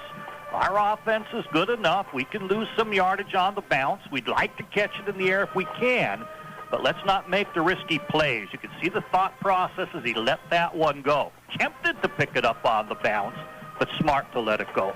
So Berwick's 2nd possession, they have it at their own 25-yard line. Bulldogs moving from our right to our left. Out of the gun, Lawbaugh. Flag down the play as Lawbaugh keeps it on the right side. Lots of running room over the 40, out near the 45-yard line. But again, there is a flag on the play as Ryan Lawbaugh optioned right and kept the football for a big gain. Token fake, though, and Shoemaker up the middle. But he had a live pitch that time as the pitchman stayed along with him in good relationship. He decided didn't need the pitch because he was going to be able to get downfield for about 15, 20 yards. But the penalty will bring it back. We'll see a 1st and 15. 2nd penalty on the Bulldogs in this opening quarter. They'll have the ball at their own 20-yard line. Alex Force is a wide receiver to the left side. Blake Maurer in a slot to that side. Ryan Lawball will operate from the pistol. Shoemaker, the running back, behind him. Man in motion left to right. Shoemaker gets the call off the left side, and Owen Shoemaker will get out over the 25, out to about the 27-yard line. Well, they ran at the biggest person on the defense, and Jervon Young was playing stand-up defense on the right side. He was able to sort of envelop Owen Shoemaker at a certain point, but not until he made up the penalty yards +2. Give him 7 on that. Second down and 8, Bulldogs from their own 27-yard line. Slot to the left side. Maurer starts in motion. Here's an end around coming from the left side of Tegan Wilk, and it's defended very well by the Crusaders. They get about 5 hats on the football near the 30-yard line. They really did follow it, Jim. A lot of window dressing in the dive and then the jet sweep type of action as that end came around. But Coughlin played the perimeter well. People reacted. They anticipated the jet sweep from their film work. They came up and gang tackled Tegan Wilk. 3 yards on the play. Third down and 5. Berwick from their own 30-yard line. Slot to the left side. Wilk to the right. Wilk comes in motion. Lawball gives straight ahead to Shoemaker, and he will be short of the first down yardage. Good play. Aaron Warrenatis among the people in on the stop for Coughlin. Thought Connor Lee did a real nice job. 4th and short. Berwick looks like they're tempted to go for a Jim. They're not sending a punter out. They're keeping the offense on the field. 4th down and a yard for the Bulldogs from their 34. Shoemaker the call, straight ahead, spins for the first down. Out near the 38-yard line. Yeah, ran hard off his left side. Used Sully Slabinski's block and the center. That's Aaron Cashman. Got enough of a charge, exploded out of their stances, gave Owen Shoemaker the yardage he needed on a 4th and short. Clock running, 5:50 to go, opening quarter. Berwick, 1st and 10 at their own 38-yard line. Alex Force wide to the left. Sean Sheptock wide to the right. Shoemaker from a slot position comes in motion, takes the sweep, has the right side, has the 45. And out to the 49-yard line. So Owen Shoemaker that time lined up in a slot to the left, came in motion, took the pitch. There is another flag down on the play. Nino Cinti came up and make a nice tackle, and that's a size mismatch. Key block on the play was by Noah Craig, who went out and kind of pancaked his man as he was pulling on the periphery. Looked like a real nice block from this perspective. I'm not sure if they're going to give us. They're calling a face mask or a holding against Berwick. I wasn't sure exactly which signal it was. So from about the line of scrimmage, it's coming back. So that is the 3rd penalty against the Bulldogs this opening quarter, which still has 5:33 remaining. See where they're going to set the football about the 33-yard line. So it's from the spot of the foul, 10 yards, but the 5-yard loss altogether. 1st and 15 for Berwick at their 33. Lawball from the pistol. Gives straight ahead. Aiden Mason will get out to the 38, maybe the 39-yard line. Straight ahead, nothing too fancy, going off the right side, using the block of Noah Craig right over him. He'll make up a bit of that penalty yardage, bringing it back to a 2nd and 10 situation. Strong run. Richard Carey in on that last stop for the Crusaders. Berwick from their own 38-yard line. Again, Shoemaker in a slot to the left. Now he comes in motion. Lawball will keep it himself after faking a handoff to the 45 to midfield, to the 45, to the 40, and all the way down to the Coughlin 35-yard line. Nino Cinti makes the stop, but a big gain for quarterback Ryan Lawball. Yeah, roughly 25 yards. It's counter tray, but the countering with the quarterback.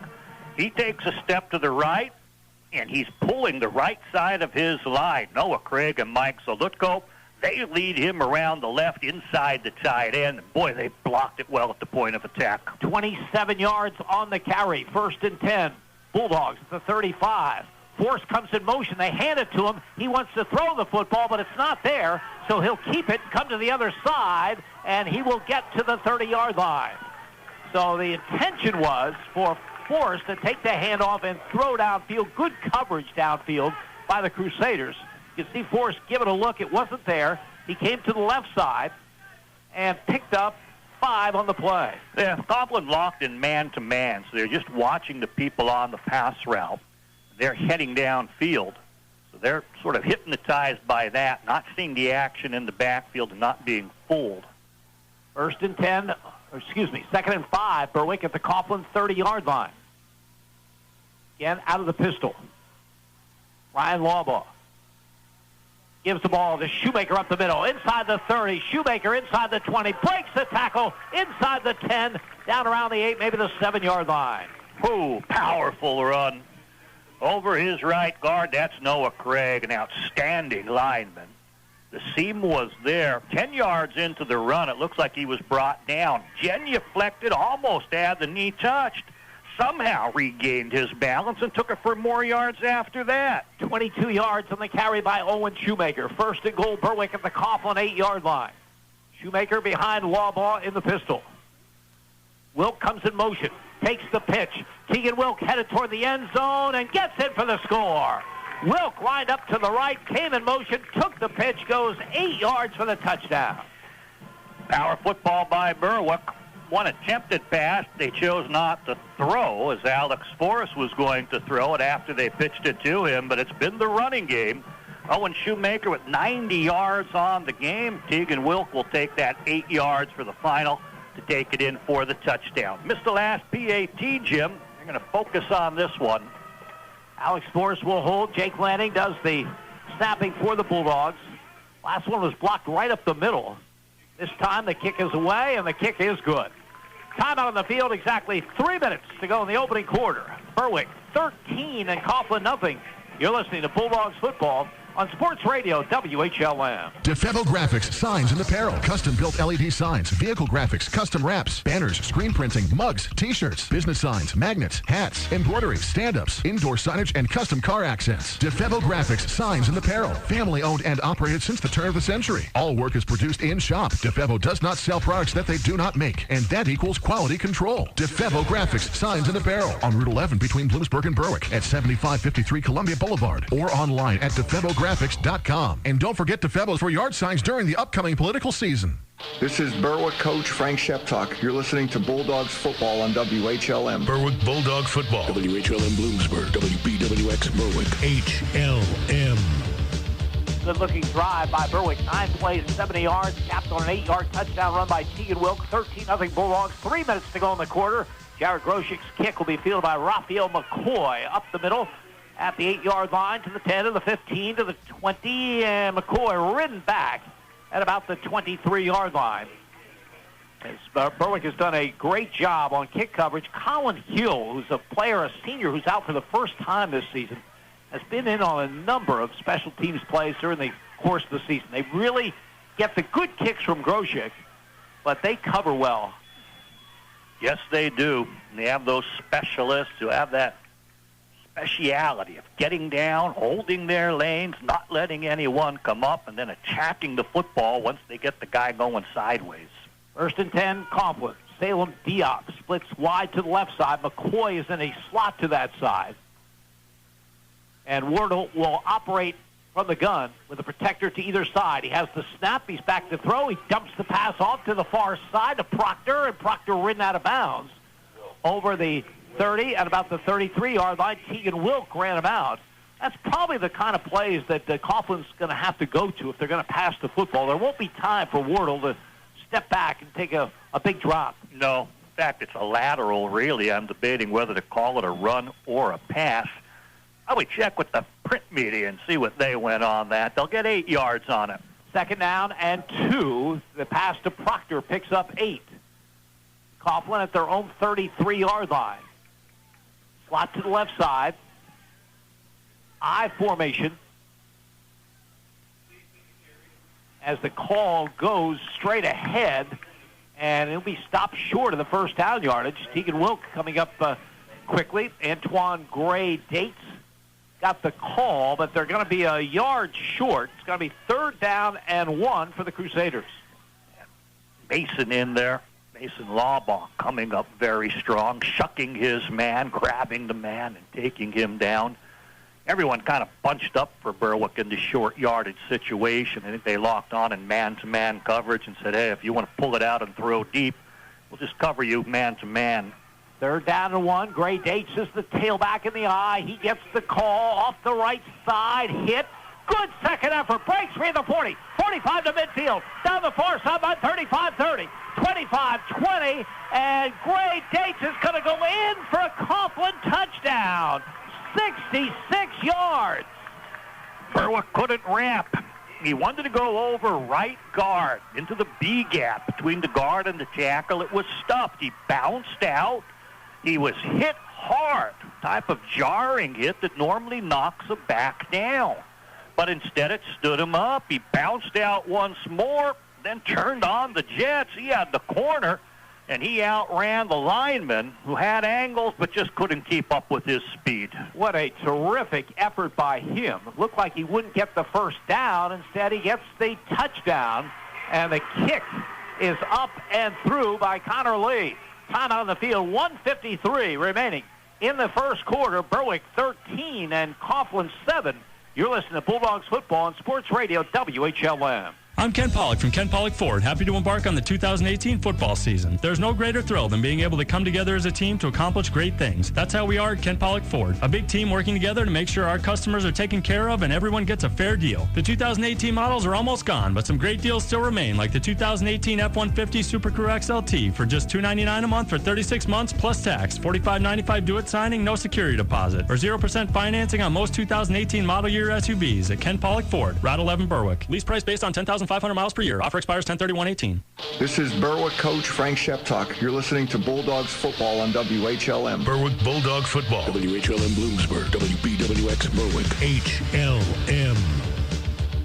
On the final night of Coughlin's final game in school history, Antoine Gray Dates, a 5'8", 165-pound junior, makes a huge play. On a 3rd down and 1, looked like he might be stopped short of the first down yardage. Instead, he bounces away, shows some great speed. Berwick's got some good speed in that secondary. Yep. And he goes 66 yards. It's 13-7. Chad Reagan was the player that kicked the extra point. Connor Lee, though, will be kicking off for the Crusaders. 3 players deep for Berwick. Lee's kick is a low line drive. They feel by Tegan Wilk at the 15-yard line to the 20, to the 25, the 30, the 35, the 40. Down this near sideline, just can't keep inbounds as he tight ropes the sideline. We'll see where they mark it, but a terrific return by Tegan Wilk. Yeah, a push right at midfield forced him into that sort of lean and trying to go. He got another 10 yards or so, I thought. See where they do spot this football. The beautiful run, though, you mentioned by Antoine Gray Dates. Jim, Berwick had everyone up near the line of scrimmage on the short yardage situation, and the secondary got caught up. The people who had the angles were people like Aaron Montez and Mason Lawbaugh, and those linemen just didn't have that speed to be able to make it up. Berwick 1st and 10 after the 40-yard return by Tegan Wilk. They have it at the Coughlin 45-yard line. 13-7 is the Bulldog lead. 1:44 remaining in this opening half. As Lawbaugh fakes handoff, keeps the football, gets outside. Ryan Lawbaugh then fumbles the football ahead. Berwick able to get on it at about the 32-yard line. His pitchman maintained the pitch relationship. That was Alex Sharkovsky. And when the ball pops out and goes forward, Sharkovsky, who's still running outside of the quarterback, runs and recovers that football. Soft corner, though, they bid on that fake deep inside. 13 yards altogether for the Bulldogs, who have a first down at the Coughlin 32-yard line. Out of the pistol. Wilk comes in motion, a fake to him. Lawbaugh rolls right to throw. Turns the corner. Fires long into the end zone for a touchdown.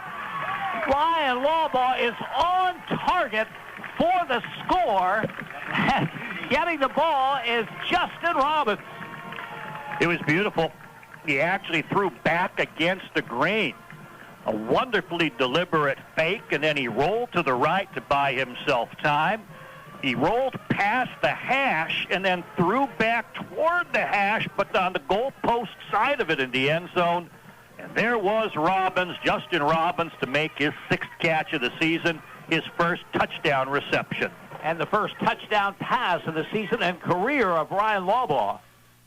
As Groshek's extra point attempt is up, and the kick is good. Timeout on the field. 1:09 to go, opening quarter. Berwick, 20. Coughlin, 7. You're listening to Bulldogs football on Sports Radio WHLM. If you have a child that's interested in gymnastics, or if you've been practicing the sport for years, then Access Gymnastics Academy is where you want to be. Their dedicated coaches will teach you everything you need to know to perform your best, from the basics of flexibility, form, and style to advanced techniques that will improve your rhythm and style during a routine. Call Heidi Rebuck at Access Gymnastics Academy at 570-441-5969. That's 570-441-5969. Now enrolling for beginner to advanced classes at 917 East 7th Street in Bloomsburg. This is Berwick coach Frank Sheptock. You're listening to Bulldogs football on WHLM. Berwick Bulldog football. WHLM Bloomsburg, WBWX Berwick. HLM. 32-yard touchdown pass, Ryan Lawbaugh. First of the season for him, first of his career. Justin Robbins with his first touchdown reception of the season. The ensuing kickoff is fielded at the 10-yard line by Raphael McCoy. McCoy takes it to the outside, gets over the 20 to about the 25-yard line before he's ridden down there. Getting back to the touchdown, and I was glad to see Ryan Lawbaugh throw that football because we know he can run the football and probably could have had a first down on a run at that, but he stayed with it, kept his eyes downfield, made a nice throw. Yeah, and he pulled up just about a yard or two short of the chains, and he knew he had the yardage, but he could see that he had a man standing in the end zone. Lawbaugh was able to just kind of place himself there and wait for that football to come. Nice soft hands and bringing it into his body. Coughlin with the football, 1st and 10 at their own 25-yard line. Exactly 1 minute remaining in this opening quarter. Berwick with the lead at 20-7. Slot to the left side. Garrett Wardle. Quarterback takes the snap. Options left, keeps the football, and he is buried by J.J. Snyder. Schechterle got him low, and then Snyder leveled him off. They will lose a couple yards on the play. And Schechterle's at left inside linebacker, and he's going to have quarterback when they run option. I didn't know this team ran a lot of option. And he kind of came and fronted him, and the quarterback kind of froze. Which way should I go? I don't have the outside. They have a man on the pitch with the cornerback. And boom, J.J. Snyder, at that point of indecision, just plowed him. 2nd down and 11. Coughlin from their own 24-yard line. Wardle has the snap. Back to throw. Has some time. Throws it up for grabs downfield. A great catch. Great catch by Salem Diop near midfield. 2 men were there, Diop and the cornerback, and it was high and just kind of dropping on down. It was a question of who'd be able to go higher. It ended up over the inside man, the cornerback, and getting to Diop, who went high and then fell to the ground after the catch. 26 yards on that reception as the first quarter comes to an end. With the score, Berwick 20, Coughlin 7. You're listening to Bulldogs football on Sports Radio WHLM. Yannick Real Estate is your full-service real estate agency. Buying, selling, residential, commercial, multifamily, land, and rental management. Call Yannick Real Estate. Owner Mike Yannick, a veteran himself, served his country and has been serving this area for decades. Mike and his staff will guide you through the real estate process. Veterans, be sure to check the VA loan options. Yannick Real Estate, your full-service real estate agency. 1232 West Front Street in Berwick. Call 759-3300. Berwick Bulldog football.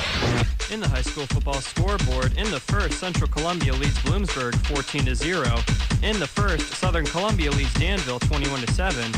And in the first, Mount Carmel leads Shamokin 7-0. For WHLM Sports, I'm Raven Klein. Berwick Bulldog football. HLM. 1 quarter in the books here at Wilkes-Barre Memorial Stadium. Coughlin, the final game in school history, trailing Berwick 20-7.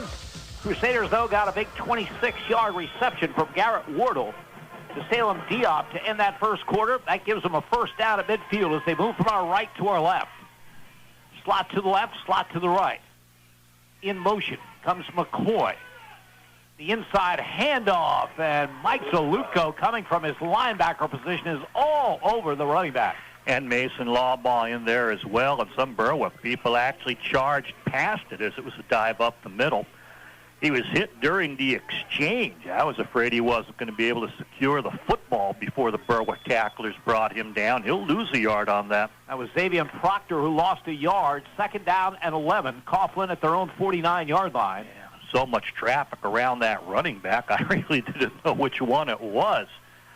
Berwick exploding in that front four, and then linebackers often taking that first step charge, anticipating run from this team. Proctor leaves the lineup. Young is in there as the lone running back behind Wardle, who's back to throw, and he fires and overshoots his mark.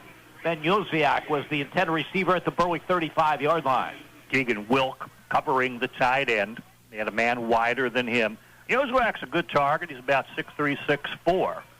Keegan Wilk has the jumping ability if you go in that direction. Ball thrown high, but uncatchable. We're talking about pass protection. Not the worst thing to have Jervon Young at 6 foot, 270 pounds behind you. Yeah, bigger than any of their linemen. The center goes 250. The others are more of the 220, 230 range. But, they have a big blocking fullback when he is in there. 3rd down and 11. Now Young will line up to the left of Wardle. There's also a protector to his right. Wardle has the snap. Berwick coming hard. Sets the screen out to the far side and has a man. To the 45, to the 40. It's Antoine Gray Dates. Close to a first down. Brad Checkerly making the stop for the Bulldogs. Dallas Checkerly, excuse me, as they do pick up a first down at the Berwick 40-yard line. Nicely done. First pass reception of the season for Antoine Gray Dates. Got to add him onto my receiving list. Nice little swing pass, picked up the blockers that were screening for him on the right side and was able to get to the chains. They needed 11. They got exactly that. 1st and 10 at the Berwick 40-yard line. Wardle again out of the gun. Sends a man in motion. He gives to that man. It's Raphael McCoy. Flags down the play. McCoy sweeps the corner and is forced out of bounds at about the 33, but this one may be coming back. Yeah, he would have gained about 6 yards before the secondary pushes him out of bounds with a smart hit, not a late hit out of bounds. Holding probably behind the line about 3 or 4 yards, and that will negate the nice run on sort of the jet sweeping action. This team knows that the Raphael McCoy is among their best players. They want to use him like Berwick uses Keegan Wilkes. Pass him the ball, get him touches, get him to do whatever you can. They're on the jet sweep. They're able to turn the corner, but not without the assistance of a hold. Yeah, it'll bring it all the way back to the Coughlin 45-yard line. It'll be 1st and 25 for the Crusaders from that point. They really haven't been able to run the ball that well, except for that one long one, the 66-yard touchdown that they broke with Antoine Gray Dates on a short yardage situation where the secondary had cheated up. Passing's been tough as well as Berwick will pin its ears back. 2 receivers to the right side. The call goes to Gray Dates, and he is bashed by Mike Zalutko, playing linebacker for the first time. Of course, they've got a couple of injuries at that spot, and Zalutko, a terrific offensive lineman, worked at linebacker and supposedly had a very good week of practice. Brought him down for a yard loss, so it's 2nd and 26, Coughlin at their 44. Seeing the field well, he was reading at that time rather than on a designated blitz, as we've seen with a lot of the action. Take the reading out of his game and just let him commit to a particular lane. That time he read it. Came up very well. 2nd down and long. Crusaders. Wardle has the shotgun snap, and he rolls right, and he fires a pass, and it's incomplete. Antonio Barata put the hit on the would-be receiver at the 48-yard line. That was Xavier Proctor. Proctor probably should have been able to hold on to it, but as you mentioned, the hit by Barata at the point of the catch jars the receiver to where he's unable to hold on. Credit the defensive outside linebacker, the strong hit to break that pass up. Since Ryan Lawbaugh has become the quarterback and has played very little defense since that, Antonio Barata has become a pretty important member of that defense because Lawbaugh's an outstanding defender, and Barata hasn't hurt them. No, he plays it very, very well. He's doing everything you can ask. He covers well, as he just did there. He blitzes well, defends well. Rolling right is Wardle to throw. Fires across his body into traffic, incomplete, intended for McCoy. And Mike Salutko got in there for the pass breakup. Almost had the interception. Got up pumping his fist like, I had that one. But the defender, or the receiver turned defender, stripped it away, or Salutko would have had the interception. Interesting to watch him play both ways, Jim. You know, it's hard to see how strong a game he plays offensively. You judge by the running game success. You have to see in film. More visible defensively. Chad Reagan back to punt for the Crusaders, standing back at his 30-yard line. Nino Cinti's snap is a little bit high, but he pulls it in and gets the kick away.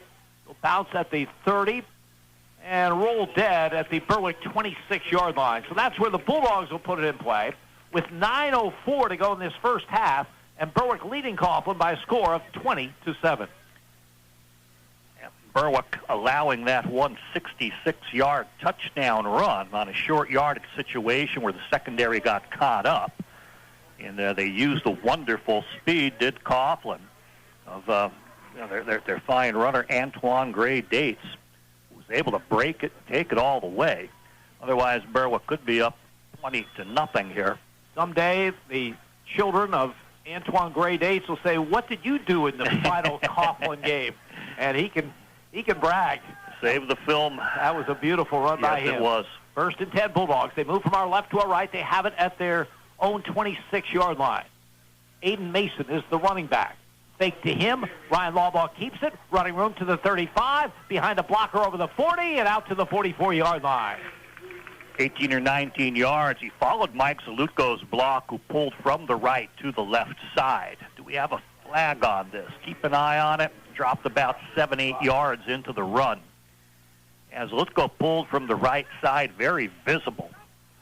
Dominant, just running over people down there, creating mayhem. That will negate a 16-yard gain by Ryan Lawbaugh. The ball will come back to the Berwick 22-yard line. It'll be 1st and 14. 4th penalty of this opening half against the Bulldogs. Berwick's only thrown the one pass. Alex Forrest was ready to throw sort of a halfback option, but couldn't get rid of it. Instead, he ran for yardage. 32-yard touchdown pass from Lawbaugh to Justin Robbins. 3 receivers to the right. Lawbaugh fires a quick out to Sean Sheptock at the 20. Trying to use that speed of his, turns the corner and dances out of bounds at about the 30-yard line. So they'll pick up about 8 on the play. Sort of a receiver screen here on the right side. The other receivers downfield. You saw Jake Marr down there getting into the block. But he couldn't get to where he could keep himself in the sideline. Tried a tough stiff arm. He'll make up some of the yardage, but not getting near the chains. 2nd down and 6. Berwick at their own 30. Slot to the left, slot to the right. Lawbaugh out of the pistol, gives straight ahead, and the gain out over the 35 to the 38-yard line as Owen Shoemaker gets the carry and moves the sticks. And he'll be pushing for a 100-yard game here in the first half. That's going to bring him mighty close once we measure that one out. The thing that really impressed me was the ball security at the end of the run, Jim. 2 hands on that ball as he finished with the push. 8 yards on the carry by Shoemaker. Give him the 100-yard game. Berwick from their 38.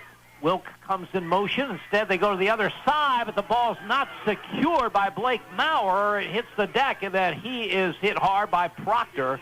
A loss in the play. They'll give him, I think, forward progress to the 35, but it'll still be a loss of 3 as there was a problem with the exchange. Lawbaugh to Maurer. Ball hit the deck. Maurer recovered, but he'll lose 3, 2nd and 13. With a lot of these reversing actions where you bring a wingback, a slot man, a tight end all the way around, and they're a sort of a critical speed when you're trying to make the exchange, it can be dangerous, and there's always the threat of the ball being dropped. 2nd down call coming. Lawbaugh on a roll left. Looking downfield, turns the corner, runs with it. Over the 40, over the 45, to midfield. Down the far sideline, ridden out of bounds near the Coughlin 40-yard line. Ryan Lawbaugh on the carry, big gain for him, 1st down Berwick. He added up. He took a very deep drop as he rolled left, a deep drop where you're assuming he's looking to pass. But I think as he's rolling in that direction, he has his speed in the roll, and he's thinking, I'm going to take this down the sideline. There's no one to stop me. People very quickly turn from pass protectors into blockers, almost like a designed run, but such a deep drop. 24 yards in the carry by Ryan Lawbaugh. 1st and 10 Berwick at the Coughlin 41. Clock running, 6:50 to go in this opening half. Berwick looking to add to a 20-7 lead. Blake Bauer comes in motion to the right. The call goes up the middle to Shoemaker. Shoemaker will carry a couple of tacklers straight ahead to about the 35-yard line. Didn't look like much, but he picks up 6. Big Jervon Young in on the stop for Coughlin. Yeah, Richard Carey got in and got him by the jersey, but couldn't pull him down because of the angle he was at. Shoemaker, of course, doesn't stop, keeps the legs chugging, stretches the jersey, drags the man for the yardage. 2nd down and 5, Berwick at the Coughlin 36. Lawbaugh from the pistol with Maurer in motion. Fake toss, back to throw is Lawbaugh. Looking long for Sheptock and off his fingertips deep in the end zone. Beautiful throw by Ryan Lawbaugh off the play action. Yeah, Sheptock posting from the right side, and he's right at the post. I think he's worried, is his momentum going to take him out of the end zone? High school receivers only need 1 foot in. He was about 3 yards from that end line, and somehow when focusing on his footwork, he lost control of the football, which was right on target. He'll tell you he should have caught that. Hey, Ryan Lawbaugh's passing is coming along. He threw a touchdown pass earlier, should have had one there. Yeah, about 47 yards in the air. 3rd and 5 from the Coughlin 36. In motion, Sharkuski. But Lawbaugh on a keeper. Lots of running room. Inside the 20, inside the 15. Still on his feet down near the 10-yard line. Ryan Lawbaugh got to have himself a 100-yard rushing game before this one's over. Yeah, he was at 64, so we'll add that one up as we can. Counter tray, but from left to right. They normally do it the other way. Anthony Sisko was leading up the hole on the right side, and he got a nice block downfield. And marking the ball at the 10-yard line. So it's a 26-yard run by Lawbaugh. 1st and goal, Bulldogs from the 10. Give him 90 on the game. Lawbaugh has the snap, gives to Shoemaker straight ahead. Owen Shoemaker off the left side picks up just a couple before he is brought down. Then Josiak in on the stop for the Crusaders. Yeah, Josiak's the guy I saw getting in nice and low. Now, Berwick over on its left hash, wants to push this one in. 5:15 to go before the half. 8-yard line, 2nd and goal. Aiden Mason and Owen Shoemaker backs in an open set. Lawbaugh under center from the 8. Lawbaugh drops the football and then is buried back around the 10-yard line. Just a problem with the center quarterback exchange, and he's straight underneath, not in shotgun. By the time he picks it up, it was Josiak again who's fronting him and has him in a bear hug before others join him. Well, Berwick kind of wasting a couple plays here.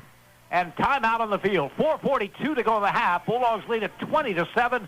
You're listening to Berwick Football and Sports Radio, WHLM. Riverview Block of Berwick, with over 60 years of service, can handle all of your block and concrete needs. They carry all sizes of concrete and lightweight block. They have front-end discharge trucks for ready-mix concrete. Riverview Block also carries all masonry supplies, sand and gravel. For prompt delivery, call Riverview Block 752-7191. Riverview Block is proud to support the Berwick Bulldogs.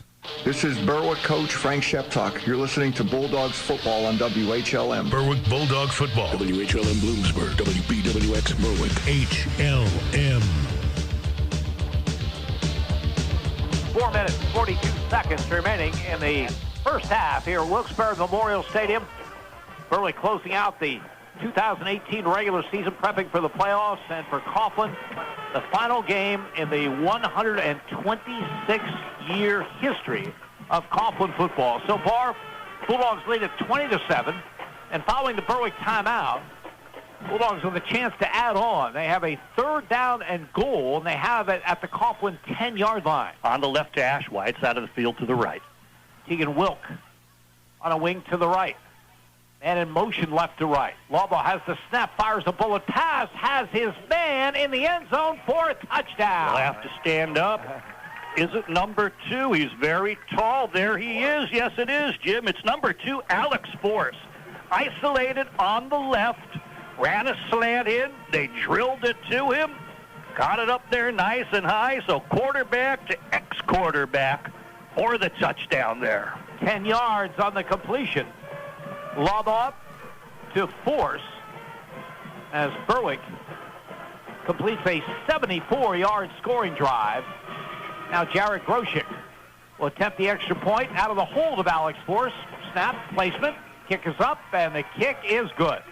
Time on the field, 4:37 to go, first half. Berwick, 27. Coughlin, 7. You're listening to Bulldogs Football and Sports Radio, WHLN. Neighbor Fence Company has fencing for where you want it, serving Columbia, Montour, and Luzerne counties. Neighbor Fence provides top-quality residential and commercial fencing, vinyl, chain link, wood, aluminum, and ornamental fencing, plus vinyl railing and specialty products. Neighbor Fence Company, 1140 State Route 239 in Wapwallopen. Call 570-752-4423 or visit them online at neighborfencecompany.com. Neighbor Fence Company is a proud sponsor of local youth athletic teams. This is Berwick coach Frank Sheptock. You're listening to Bulldogs football on WHLM. Berwick Bulldog football. WHLM Bloomsburg, WBWX Berwick. HLM. Nice scoring drive by the Bulldogs. 74 yards, 11 plays. Ryan Lawbaugh big in that drive. He had runs of 24 and 26. And then he capped the drive with a 10-yard touchdown pass to Alex Force. 27-7 Bulldogs, 4:37 to go in the half. The kick by Groshek is a good one. Drives McCoy back to the 5-yard line, to the 10, to the 15, and he's ridden out of bounds across the way and around the 20-yard line. Alejandro Lopez yet again, Jim. Second time we've seen him downfield making tackles. Added to the team a little bit late onto the active roster, and he's made a name for himself on the coverage unit. So Coughlin takes over at their own 20-yard line. 4:32 to go in the half. Crusaders with their full complement of timeouts remaining. Berwick leading this one 27-7. Couple of touchdown passes by Ryan Lawbaugh in this opening half, the first of the season, first of his career. 2 for 3 passing by my count, and that one incomplete was in a man's hand in the end zone, Jim. Prettiest of all the passes. I formation. Call straight ahead to Jervon Young, and he is ridden back, all 270 pounds of him. J.J. Snyder among the people in the play. Ben Peck there as well. Peck losing his helmet, so he'll have to come out for at least one play. Hard to believe you can stop him for just about half a yard. Boy, he came straight on up, and Berwick did meet him with strong resistance to keep that under a yard, short yard. 2nd down and 9. Coughlin from their 21-yard line. Stay with us at halftime. Raven Klein will bring us updated on all the high school football scores from around the area. Big games going on. Danville, Southern Columbia. That now Carmel, Shamokin renewal of that rivalry is the handoff and a loss on the play as the call went to Antoine Gray Dates and Mason Lawbaugh among the people in the play for Berwick. Yeah, he's just able to shove his guard aside, get through the gap. That time he took it a little outside, got to the runner almost at the point of the exchange, and then just spun him around down to the ground for a 3-yard loss. 3rd down and 12 for Coughlin, back at their 18-yard line. As Wardle went to the sideline, got the play call. He has Salem Diop wide to the right. McCoy in the slot to that side, and Wardle rolls to that side. Cocks the arm, throws it up for grabs. Interception maybe, yes, at the 37-yard line. Tegan Wilk. It's a matter of who wanted it, and wouldn't you know that Tegan Wilk would be the one that would come up with it out of the 4 people that could have picked it off. I was looking at the lineup and who was locked onto who, and Tegan Wilk was free. They roll his direction. He rolls with it. He watches the quarterback Another one of those sky high and let it come straight down. And Tegan Wilk, if it's going to be a fight for the football, Mr. Interception is going to come away with it, and he certainly does. Gets inside position, goes high. He's surrounded by his own players and some Coughlin players, but he's the man who makes the interceptions. Wilk, the junior, with his 7th interception of the season, the 19th interception of his career. You know, when you're that good, the ball just seems to find you. No matter how many people are around it, he gets it. He finds the ball. Trust me, he has that instinct. First and 10, Berwick from the 40-yard line of Coughlin. Ball gives to Shoemaker, then to Force. Force throws it up in the air, and the ball is tipped and incomplete. So the ball went from Lawbaugh to Shoemaker, who tossed the ball to Force. And I'll tell you what, Alex Force coming in this offense gives a couple new wrinkles, and they've got a lot of wrinkles even without him. Yeah, the trickery's certainly there. You can throw to him, or you can work him on that sort of reversing action, as you mentioned, to Shoemaker first, and then the pitch back as he half-moons, crosses the center line, debating, should I throw this? There was coverage, but he thought he might be able to get it downfield anyway, and it falls incomplete. 2nd and 10, Berwick from the Coughlin 40-yard line. Out of the pistol, Wilk comes in motion right to left, a toss to him. He sweeps the left side. Tegan Wilk at the 35 down that sideline, ridden out of bounds, past the first down yardage. Yep, strong running. Misdirection is tough on Coughlin. A lot of two-way players. You start leaning to the left, then you're going off to the right. Not a nice block downfield by one of the pulling linemen. Was Sully Slabinski, who was down there near the first down marker. 12-yard run for Tegan Wilk. 1st and 10, Berwick at the Coughlin 28-yard line. 2:47 to go in this opening half. Slot to the right side. Blake Maurer wide to the left. Lawbaugh out of the gun. Gives the ball to Shoemaker off the left side. Owen Shoemaker close to another first down. He pounds down to the 20-yard line. Jervon Young making the play. And in a game that figures to be lopsided when it's all over, and it's 27-7 now, I think Berwick's doing a smart thing. They want to work on their passing game, and you have to do it now. Yeah, I'll agree. That's the way you got to go. Jervon Young had to play the quarterback on that. By the time he got back inside to Shoemaker, he couldn't make the play for a little yardage. 2nd and 2, a toss to Blake Maurer. The ball hits the deck, and he'll lose yardage back to the 25-yard line. A toss to Maurer a little low, and the ball ends up hitting the deck as we're going to have a timeout on the field. 2:09 to go in this opening half. 27-7 Bulldogs. You're listening to Berwick Football and Sports Radio, WHLM. I'm Ken Pollock from Ken Pollock Ford, happy to embark on the 2018 football season. There's no greater thrill than being able to come together as a team to accomplish great things. That's how we are at Ken Pollock Ford, a big team working together to make sure our customers are taken care of and everyone gets a fair deal. The 2018 models are almost gone, but some great deals still remain, like the 2018 F-150 Super Crew XLT for just $299 a month for 36 months plus tax, $45.95 do-it signing, no security deposit, or 0% financing on most 2018 model year SUVs at Ken Pollock Ford, Route 11 Berwick. Lease price based on 10,500 miles per year. Offer expires 10/31/18. This is Berwick coach Frank Sheptalk. You're listening to Bulldogs football on WHLM. Berwick Bulldog football. WHLM Bloomsburg, WBWX Berwick. HLM. 2:09 remaining in the opening half here at Wilkes-Barre Memorial Stadium. Regular season finale for the Bulldogs. They lead Coughlin 27-7. Berwick following their timeout. 3rd and 6 at the Crusader 24-yard line. Backs in an open set. Lawbaugh under center. Gives the ball to Shoemaker off the right side. Has room inside the 20 to the 15, the 10. Turns the corner. Gets in for a touchdown. Flag down. Counter Trey. Little sidestep to the left. Now they're going to come over the right side, hitting the B gap between the guard and the tackle. They brought the left side over to block, and you can see it. Up on through was Anthony Sisko. Slavinsky coming as well. But an infraction near the point of attack, and we'll bring it back. 5th penalty against the Bulldogs in this opening half. It'll come back to the 20. So there's still a net gain of a couple yards on that play, and it will be a 3rd down and about 3 for Berwick. from the 20. Backs Aiden Mason and Owen Shoemaker in an open set. Again, law ball under center. Gives the ball to Shoemaker off the right side. Try the play again. This time won't go for a touchdown, but it goes for good yardage down to the 12, maybe the 11-yard line. 1st and 10, Berwick. Yeah, counter tray before Xavion Proctor comes up from the secondary to put his nose into it, but not until he gets to chain. Exact same play as you said, Jim.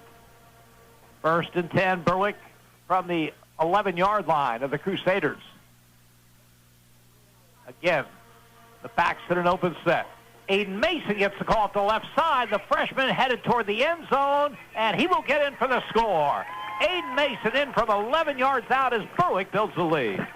Mike Zalitko from the right side, pulling up inside the A-gap opposite of him, leads the way. So Berwick doing a lot of maneuvering with its linemen, showing their athleticism. Of course, Aiden Mason shows his athleticism, following those blockers on up that hole. He gets on in for the score. It all started with Keegan Wilkes' interception at the 40-yard line. It ends with the 11-yard touchdown run by Aiden Mason. Berwick needs a man to come on here for the extra point attempt. Jared Groshek will try it. Ethan Hughes coming in, playing with a cast on his hand as he's on there late. Manning snap is there. The kick is up, and the kick is good. Timeout on the field. 1:37 to go first half. Berwick 33 and Coughlin 7. You're listening to Bulldogs football on Sports Radio WHLM. Choose with confidence. The Medicine Shop. At the Medicine Shop Pharmacy, located at the corner of 9th and Pine Streets in Berwick, caring goes beyond the prescriptions. Discover the one-on-one customer service and dedication that makes caring part of the culture at the Medicine Shop in Berwick. Stock up on everything you need to keep you and your family healthy all year long. The Medicine Shop Pharmacy, located on the corner of 9th and Pine Streets in Berwick, where caring goes beyond the prescriptions. This is Berwick coach Frank Sheptock. You're listening to Bulldogs football on WHLM. Berwick Bulldog football. WHLM Bloomsburg. WBWX Berwick. HLM. 1:37 remaining in the first half. Berwick rolling over Coughlin to the tune of 34-7. The last touchdown and 11-yard run by the freshman Aiden Mason. And the Bulldogs build that lead as Jared Groshek gets set to kick it off. He set the ball on the tee, turned, and as soon as he turned, it fell off, and then he did that 7-yard sprint till someone told him it had fallen.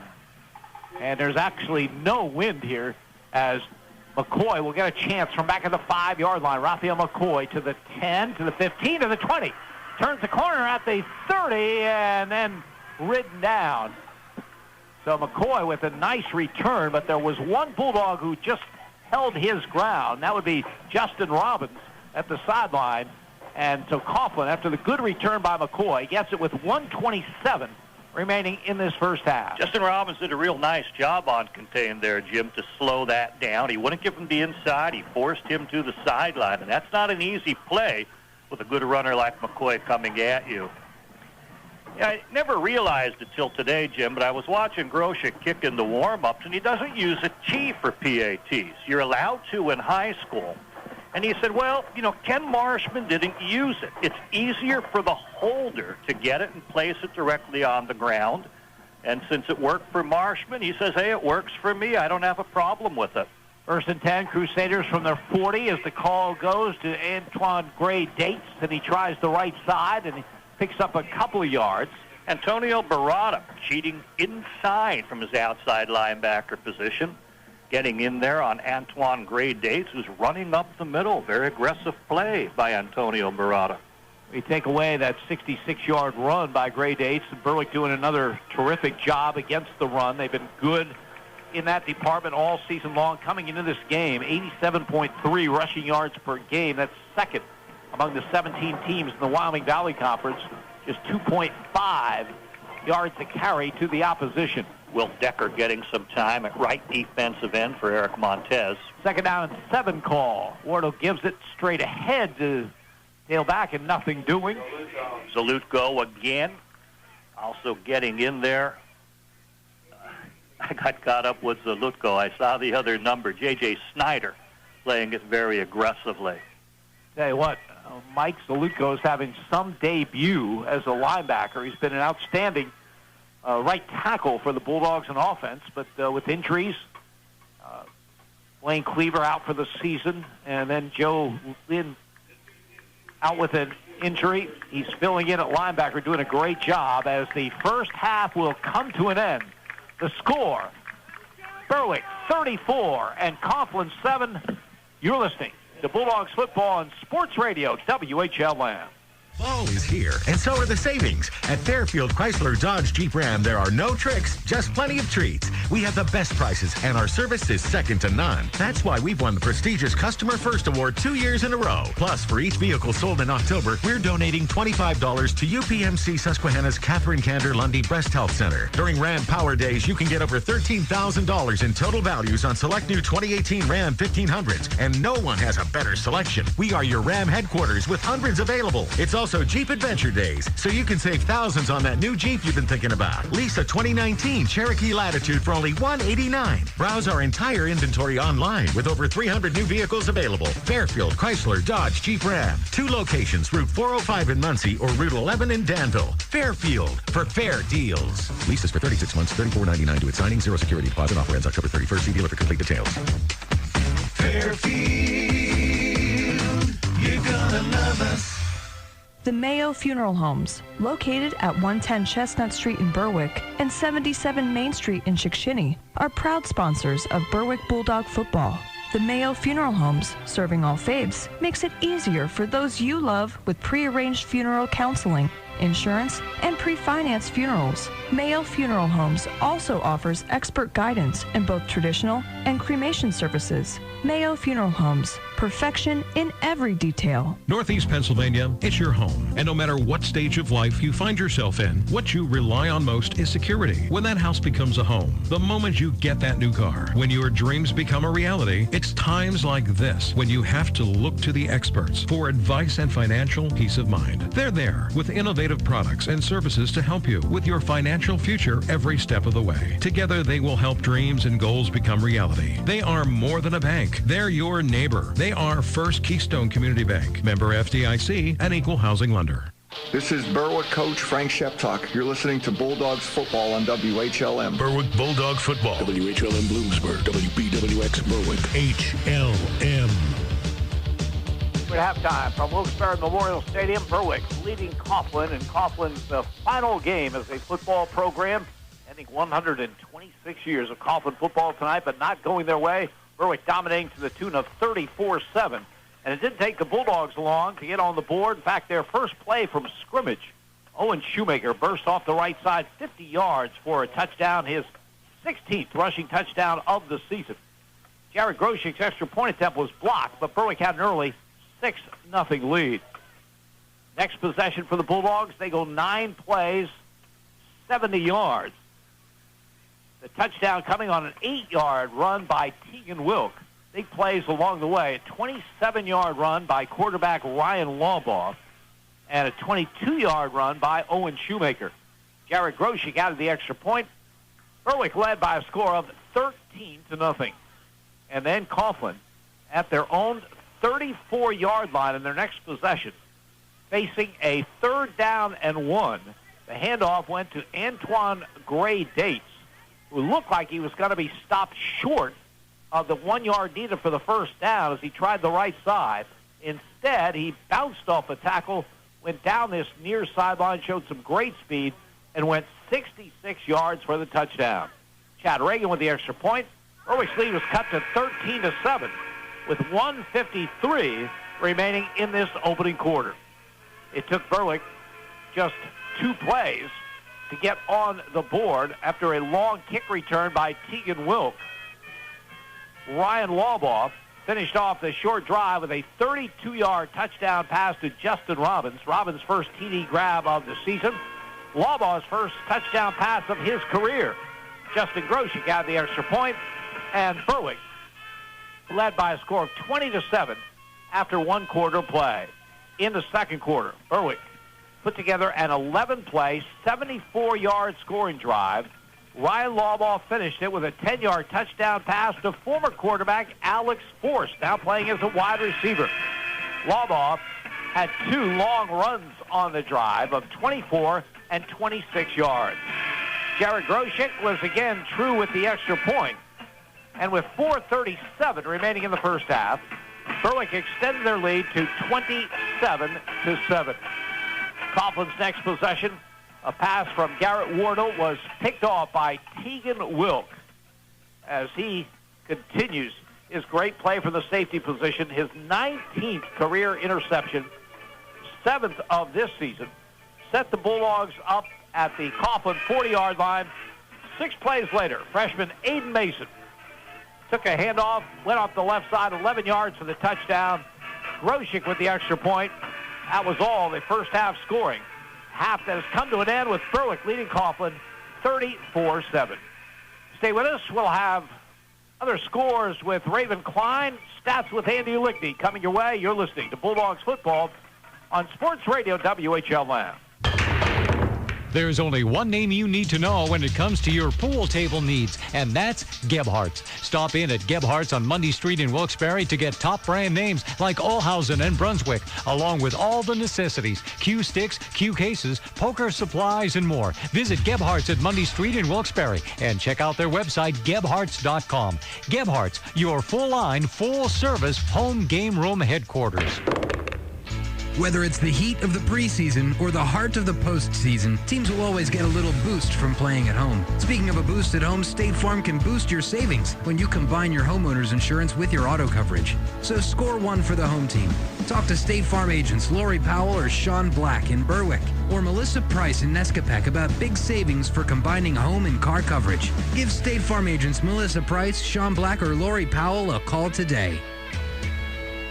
I'm Ken Pollock from Ken Pollock Ford, happy to embark on the 2018 football season. There's no greater thrill than being able to come together as a team to accomplish great things. That's how we are at Ken Pollock Ford, a big team working together to make sure our customers are taken care of and everyone gets a fair deal. The 2018 models are almost gone, but some great deals still remain, like the 2018 F-150 Super Crew XLT for just $299 a month for 36 months plus tax, $45.95 do-it signing, no security deposit, or 0% financing on most 2018 model year SUVs at Ken Pollock Ford, Route 11 Berwick. Lease price based on 10,500 miles per year. Offer expires 10/31/18. S.J. Kowalski Heating and Air Conditioning sells comfort. Since 1972, S.J. Kowalski understands the importance of doing business locally. They service what they sell and take pride in customer satisfaction. S.J. Kowalski is a trained comfort specialist, a Lennox dealer, and they are Northeastern Pennsylvania's premier dealer of Mitsubishi ductless mini split systems. S.J. Kowalski also sells and installs energy-efficient Renai water heaters and geothermal systems. Call 1-888-KOWALSKI and ask about special promotions and zero-interest financing.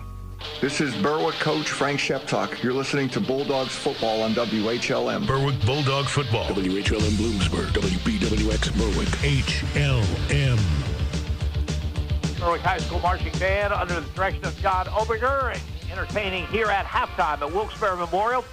Bulldogs leading the Crusaders of Coughlin 34-7. You are listening to the halftime show brought to you by the law offices of Lutz and Petty. Big score for Berwick in this opening half. Stats in that half, Andy Lickney. Well, Berwick has a commanding lead in total offense, Jim. They have 301 yards by my count, and they've held Coughlin to 100 yards. And the 100 put an asterisk by it because on a short yardage situation, they cheated people up, and Antoine Gray Dates broke a play for 66 yards and a touchdown. Take that 66 yards away, under different circumstances, and Coughlin would have just 34 yards. But they do have their 100, and Antoine Gray Dates is the guy who has the big score. He's been held to negative yardage outside of that play, so on the game I have him with 8 for 63 yards, despite a 66-yard touchdown run. Xavion Proctor had a run. He lost a yard on that. Big Jervon Young, the fullback at 270 pounds, had one carry up the middle. We'll give him 1 yard on that. And then the quarterback, Garrett Wardell, 2 carries for -8. Berwick credited with 1 sack in there and a tackle for a loss, as well as Berwick can really come at people. Passing, Wardell is 3 of 9. He did throw the 1 interception. Tegan Wilk able to rab it away. 45 yards in the air for his team. Xavion Proctor caught an 8-yard pass. Salem Diop caught a 26-yarder that dropped on down very nicely, and he went high and made the catch. And Antoine Gray Dates, despite along with his good running, an 11-yard catch as well coming out of the backfield. So 3 catches for 45 yards into 12 running plays, a net of 55 yards. Easy math to show the 100 yards for the Coughlin Crusaders. Looking at Berwick, 251 on the ground, 50 in the air, 301 total yards here at halftime. They're racking it up on the ground. Owen Shoemaker had his 100-yard game almost in the first quarter, having with 12 carries for 138 yards here at halftime, running very, very strong. Tegan Wilk, 3 carries for 23 yards for him. Blake Meyers, the guy who's been snake bit, both times they've tried to get him the ball. It's ended up hitting the ground. So a carry of -7 and then -3. I have him with 2 for -7. We'll see if he can turn that around in the second half. Aiden Mason, 2 carries for 17, including a touchdown run. And Alex Force, they're using him at wide receiver. They pitched him the ball a couple times. One time he was able to throw it downfield. It fell incomplete. The other time he ran it after looking downfield for a 6-yard gain. Add in the quarterback Ryan Lawbaugh's numbers, and he has 5 carries for 87 yards. Probably would have had more, a couple plays called back because of Berwick's infractions, penalties against them, or he probably would have a 100-yard half as well as Owen Shoemaker. So counting it all up, a net of 251 yards here at halftime. Passing, we mentioned the pass by ex-quarterback Alex Force, taking a reverse and throwing it. So he's 0 for 1 for no yards. And Ryan Lawbaugh is 3 for 4, no interceptions and 50 yards. The one that fell incomplete was in a receiver's hand in the end zone. It would have been about a 45-yard touchdown. So think of factoring that in when you look at his success. He's been on target, 3 of 4 for 50 yards. Alex Force caught a 10-yard touchdown pass. Sean Sheptock took a little swing pass, picked up some interference, and got 8 yards on that as he's running the screen. And Justin Robbins on a strong rollout to the right. Justin Robbins comes from the left side and a little throwback action, a 32-yard touchdown for him. 50 in the air for Berwick, 251 on the ground. They have 301 here at halftime in yards compared to the 100 for the Coughlin Crusaders, and Berwick is looking very strong in this game. They're doing what they have to do. They lead at the break by a score of 34-7. Coming up, we'll check other scores with Raven Klein. You're listening to Berwick Football on Sports Radio WHLM. If you have a child that's interested in gymnastics, or if you've been practicing the sport for years, then Access Gymnastics Academy is where you want to be. Their dedicated coaches will teach you everything you need to know to perform your best, from the basics of flexibility, form, and style, to advanced techniques that will improve your rhythm and style during a routine. Call Heidi Rebuck at Access Gymnastics Academy at 570-441-5969. That's 570-441-5969. Now enrolling for beginner to advanced classes at 917 East 7th Street in Bloomsburg. Riverview Block of Berwick, with over 60 years of service, can handle all of your block and concrete needs. They carry all sizes of concrete and lightweight block. They have front-end discharge trucks for ready-mix concrete. Riverview Block also carries all masonry supplies, sand and gravel. For prompt delivery, call Riverview Block 752-7191. Riverview Block is proud to support the Berwick Bulldogs. Yannick Real Estate is your full-service real estate agency. Buying, selling, residential, commercial, multifamily, land, and rental management. Call Yannick Real Estate.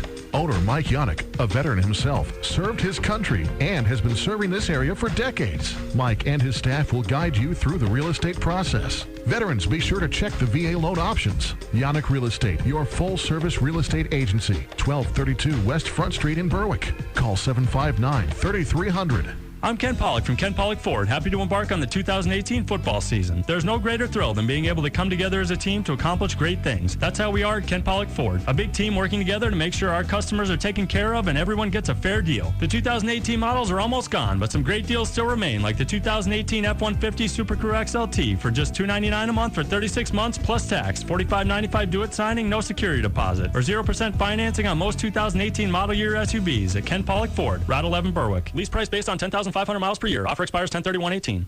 Berwick Bulldog Football. In the high school football scoreboard, let's start with scores that are still in the second.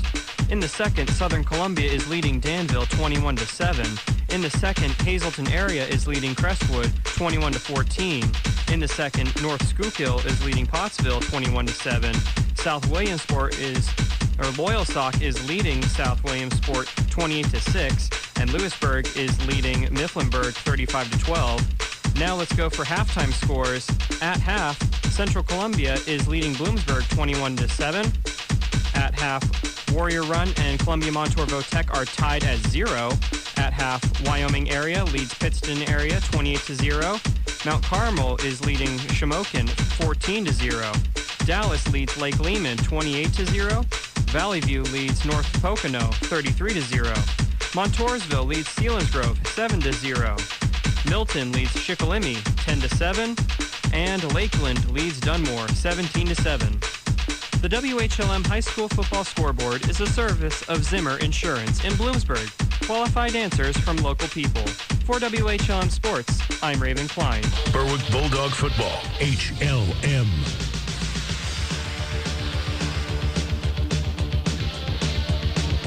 Bulldogs of Berwick about to make their way on this near side of the field. They lead Coughlin at the break by a score of 34-7. Again, the final game in the 126-year history of Coughlin football. They will join forces next year with G.A.R. and Meyers. Those two teams meeting for the final time here tomorrow afternoon. A 3:30 start, and they sold advance tickets, and you can't buy them anymore.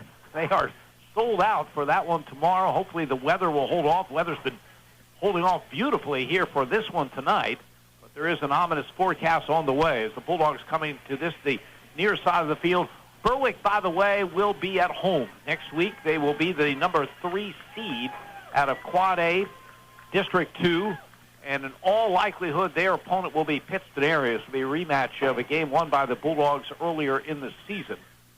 So Berwick, as a result of that, lost to Dallas, coming in as the 3 seed into the postseason play. The Bulldogs getting it done here tonight. The balls hit the ground a couple times. Been some penalties. It wasn't a perfect first half, but well, it looked sharp. And Andy, more and more as this season progresses, there's just so many things Berwick could do offensively. So many weapons. So many people coming from so many different directions. You know, when you made the quarterback change, you allowed for a power quarterback running game. You allowed for more of the option and the read look. And then when you look at it, you have Alex Force, who now becomes a weapon on the outside. A weapon coming back and sweeping action. He has stunning speed. And he can run that jet sweep with half-moon motion. He can also pull back and throw it. And you can throw it to him for a touchdown. He has great height as well as great speed. So, yeah, add in Sean Sheptock and his blazing speed, his height. You have weapons that you didn't have in the first 5 or 6 games that you do have now, and adding those in, a different arsenal in the running attack. The young line on the left side has matured to where they're now a veteran line, and you can see them playing at that veteran caliber. Yeah, they do. They have a different type of attack, a variety that poses a lot of problems. Defensive coordinators who are looking on them in film, it's imposing. Blaine Cleaver was the Bulldogs' leading tackler when he went out with an injury, an unfortunate injury for the team, obviously, but for him individually. Tonight, Mike Zalutko has come in and played linebacker for the first time, and he's looked terrific. He has. Now, they've done some things to help him out. They started him out with a number of just predetermined blitzes. Shoot the A-gap, make it happen. That's your lane. You're going through it, cover it. But then as the games progress, they have him doing more reading, and he seems to really have taken to that. He has a good nose for the football. Almost had an interception earlier, very upset when the receiver ripped his arms apart and wouldn't let him get to it. But he's been a standout performer here. And I don't think we can downplay the move that they made in moving Mason Laubach to the inside. They're much stronger with his physical presence in there. He has that weight room strength, incredible weight room strength considering his age. And he basically can, bench press any man off of him throw a guard to the side and get on in. Now, he's a very aggressive pass rusher from his end position, but there's more runs that come up the middle. At end, you're only on the one side, and sometimes they can avoid you. But he can kind of control the middle. And with the injuries at linebacker to Blaine Cleaver as well as to Joe Lynn, I think that's had impact. And, it allows the other linebackers, Dallas Sheckley has been solid through the year, but Mike Zalitko, to kind of feel their way a little bit for a game or two until they get the full strength. Berwick will get the football to start the second half. They'll be moving from our left to our right. If I'm kicking to Berwick, I'll probably kick to Tegan Wilk because he's averaging 38 yards a return, and Abe Mason's averaging 45. So really, if you're going to kick long to Berwick, you're asking for problems. We've seen a lot of teams kick to Antonio Barada, but he's had a long return as well. He's here on the near side in the second level. They kind of squibbed the one kickoff they had. They didn't let it get airborne, sort of a line drive that then bounced, so we'll see how they do it here. Tegan Wilk returned that kick 40 yards into Coughlin territory. He is deep along with Aiden Mason and Owen Shoemaker. He's deep in the middle, the other two flanking him further to the hashes. Chad Reagan kicks off for Coughlin, and this second half is underway. The kick goes to the far side. It will be Shoemaker from the Berwick 21 to the 30, to the 35. He meets resistance over the 35 at about the 36-yard line on the Coughlin sideline. Aiden Mason put a block on a man and took him down, and over on the far side, it was Alex Sharkovsky taking a man on down to the ground. Good blocking. Amir Jones making the stop for the Crusaders, so Berwick will put it in play. 1st and 10 at their own 35-yard line. Again, the Bulldogs move from our left to our right in that second half, leading Coughlin by a score of 34-7. Sean Sheptock, one of the people out for the offense. He will line up as the wide receiver to the right. Aiden Mason and Owen Shoemaker backs at an open set. Lawbaugh under center. Ryan Lawbaugh has the snap, gives the ball to Shoemaker, hit behind the line, and they just keep coming, and Shoemaker keeps bouncing away, and finally he goes down for a 5-yard loss at the 30-yard line. Great pursuit by the Crusaders. Javon Young, first one there that really messed it up, so it'll be 2nd down and 15, Berwick. He came across. He was down inside, more like a defensive tackle than a defensive end, and it was a trapping play. When Sully Savinsky came to trap him, he had to go real low and basically bury him, land on top to keep him from making the play. But Owen Shoemaker couldn't get inside that trap because of the penetration and then the problems afterwards. 2nd and 15. Again, the backs at an open set. And Lawbaugh under center. And he gives the ball to Aiden Mason off the left side. The freshman breaks one tackle, can't break the other as he's brought down at the 32-yard line. That's a nice defensive play. It looked like Mason was going to run out of there, but Amir Jones in on the play for the Crusaders, limits it to a 3-yard gain, and Berwick 3rd down and 13 at their 32. Yeah, he bounced away from one, but couldn't quite separate himself from Amir Jones. Alex Sharkovsky is in a slot to the right side. Sean Sheptock outside of him. 3rd and long play for the Bulldogs, who have not punted this game. Maybe that's coming if they don't convert here as Lawbaugh fakes handoff, runs option to the right side, keeps the football, has the first down, and then some over midfield to the Coughlin 45-yard line.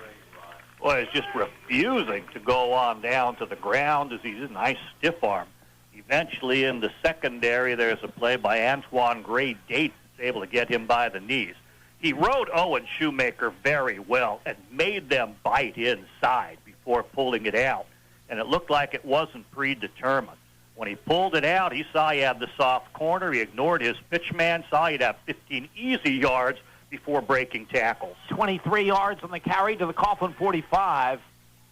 Boy, Lawbaugh shaken up on that play. He's limping very noticeably as he takes the snap and gives the ball to Sharkovsky, who sweeps the left side, and Alex Sharkovsky has the first down to the 34-yard line. Collision down at the end of the play. One man went low, and then it was Xavier Carter who hit him high and actually popped the ball loose on the ground. They're going to move the chains.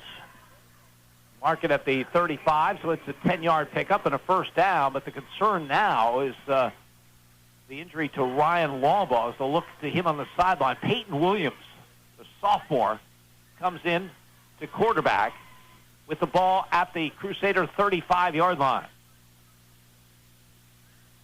Blake Maurer comes in motion. Call goes straight ahead to Shoemaker. Bounces off one tackler and another. Great effort by him. Gets close to the 30-yard line. It was read very well. Finally, Xavier Proctor able to bring him down. And yet he still gets 5 yards. And again, the impressive thing is the ball security, Jim. When he's going up the middle and he can be hit left or right, he has two hands on that football. He does continue his fight, but with great ball security as he does it. Second down and 5 for Berwick at the Coughlin 30-yard line. We're early in the third quarter here at Wilkes-Barre Memorial. Berwick leading 34-7 as Peyton Williams, the sophomore quarterback, gives to Aiden Mason, the freshman, off the left side, and he is going to go for a touchdown. Off the left side, 30 yards to the score. Some great blocking off that side. Off that side, it blocks down off the left. But the key blocks come from Noah Craig pulling, and again, Mike Zalutko pulling. It's counter tray, the backside guard and tackle come. They turn it up the C-gap on the far side, and they just steamroll people as Berwick goes in for the touchdown. Jim, you kick this point, they're sending Jared Groshek out. 2 points would make it a 35-point mercy rule game, but I don't know if mercy counts when you're going for 2 instead of 1. Yeah, somehow the word mercy doesn't seem to apply when the lead is this much if you went for 2. So I think they're going the right way as Groshek kicks it up and kicks it through. Timeout on the field. 8:36 to go, third quarter. Berwick 41, Coughlin 7. You're listening to Bulldogs football on Sports Radio WHLM. Neighbor Fence Company has fencing for where you want it, serving Columbia, Montour, and Luzerne counties. Neighbor Fence provides top-quality residential and commercial fencing, vinyl, chain link, wood, aluminum, and ornamental fencing, plus vinyl railing and specialty products. Neighbor Fence Company, 1140 State Route 239 in Wapwallopen. Call 570-752-4423 or visit them online at neighborfencecompany.com. Neighbor Fence Company is a proud sponsor of local youth athletic teams. This is Berwick coach Frank Sheptock. You're listening to Bulldogs football on WHLM. Berwick Bulldog football. WHLM Bloomsburg. WBWX Berwick. HLM. 8:36 remaining in the third quarter play here at Wilkes-Barre Memorial. 41-7 is the lead as Berwick leading Coughlin. Latest score coming on a 31-yard run by Aiden Mason. Jared Groshek set to kick it off for the Bulldogs. Trying to check the sideline for Ryan Lawbaugh and seeing his status. He's down on the far end, is standing up. Appears to be okay. He had to go out with a healthy limp on that last series. Another good kickoff by Groshek. Back to the 5-yard line is McCoy. McCoy is hit, fumbles the football, but the Crusaders able to get on it at the 23-yard line.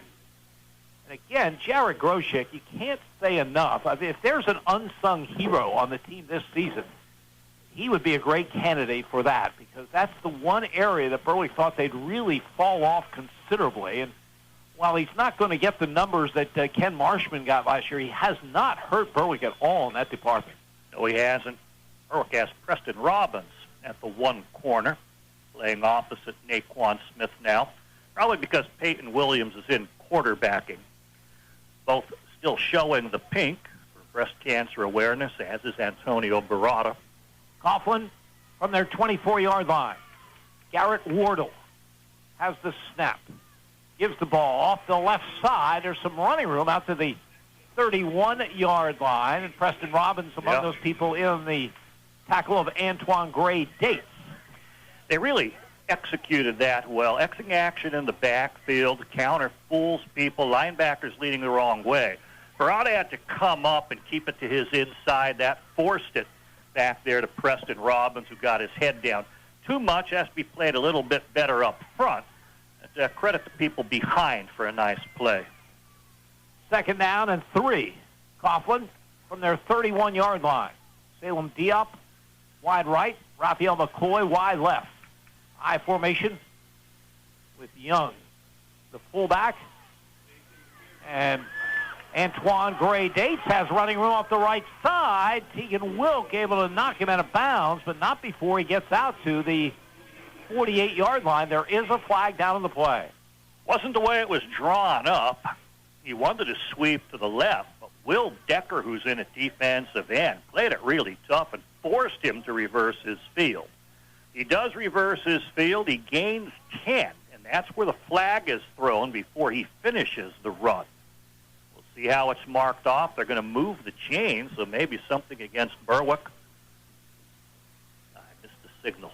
It's a big one out to the 47-yard line. It's the 6th penalty against the Bulldogs in this game. It will be at the Berwick 47-yard line where Coughlin has a first down. 7:29 to go in this third quarter. Garrett Wardle goes to the sideline, gets the play. Starting quarterback a year ago, returning to that position for the Crusaders. They didn't have a lot coming back from that playoff team of last year. As Wardle gives the ball to McCoy, sweeping the left side, looks for room, gets just to the Berwick 44-yard line. Antonio Barada, Will Decker combine on the stop for the Bulldogs. I like what I'm seeing out of Will Decker at defensive end. You know, it's a strength for Berwick, but even when you take the number ones out of there, Will Decker is not a number 2 by any means. Turned the last play around, forced the man to go the other way, and here, as they come at him with power, he takes it on and makes a wonderful play. 2nd down and 7, Coughlin. Drive started their 24th, now at the Berwick 44-yard line. Wide receiver to either side. Wardle under center. Gives the ball to Gray-Dates. He tries the right side. Will get maybe a yard on the play. Dallas Schechterly from his left linebacker position shuffled very well with it.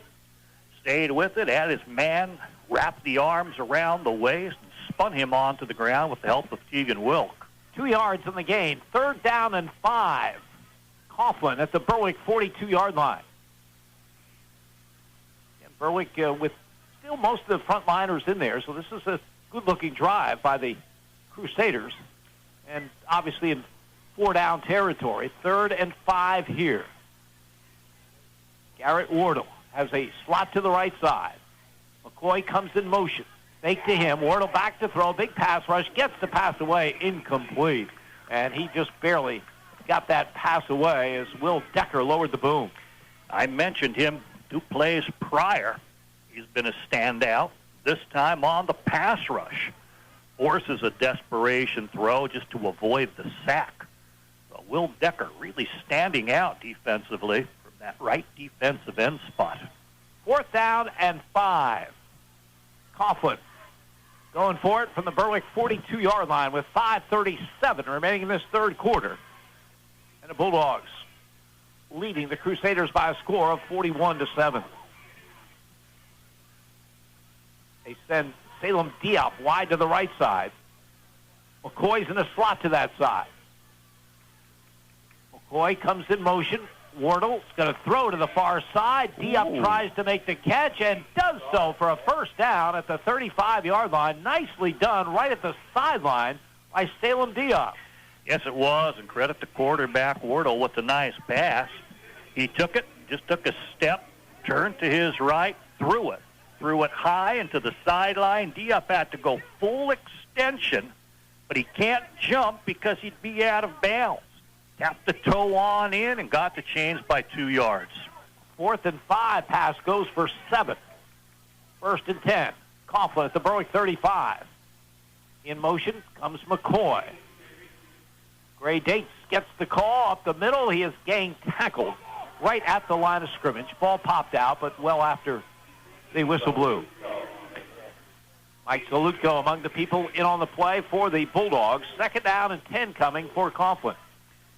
And they'll give him a long yard, short 2 on that as Berwick staying tough on the inside. Credit the runner, though. He did not go down with the first pop, kept his feet, and kept on chugging. He's an impressive runner. Antoine Gray-Dates, 5'8", 165-pound junior. Didn't have a lot of numbers on the season. Was averaging over 6 yards a carry, but just 21 attempts coming into this game. 2nd down and 8. Coughlin moving from our right to our left has reached the Berwick 33-yard line.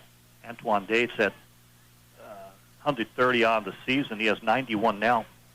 As the give is to McCoy. Not much there, and he will not get back to the line of scrimmage. Will Decker coming from his defensive end position. He's had quite a sequence of plays on this possession as Coughlin now faces 3rd down and 10 at the Berwick 35. Dallas Schechterly also played it well, Jim. Decker's able to follow it backside. He doesn't have reverse responsibility. But on that counter play, Dallas Schechterly stayed home. And it was coming his way backside, and he was in the lane to be there and help in on that tackle. 3rd down and 10. Diop wide right. McCoy in the slot to that side. Wardle will operate from the gun. McCoy comes in motion. Wardle back to throw. Here comes the pass rush. He's going to be sacked back at the 42-yard line. 1, 2, 3 white jerseys on top of him. J.J. Snyder among the first. Of course, you're going to see Mason Lawbaugh in there, and Will Decker is becoming part of the regular crew coming hard. They had 3 blockers in the area, but they kind of got muddled up and didn't block anybody.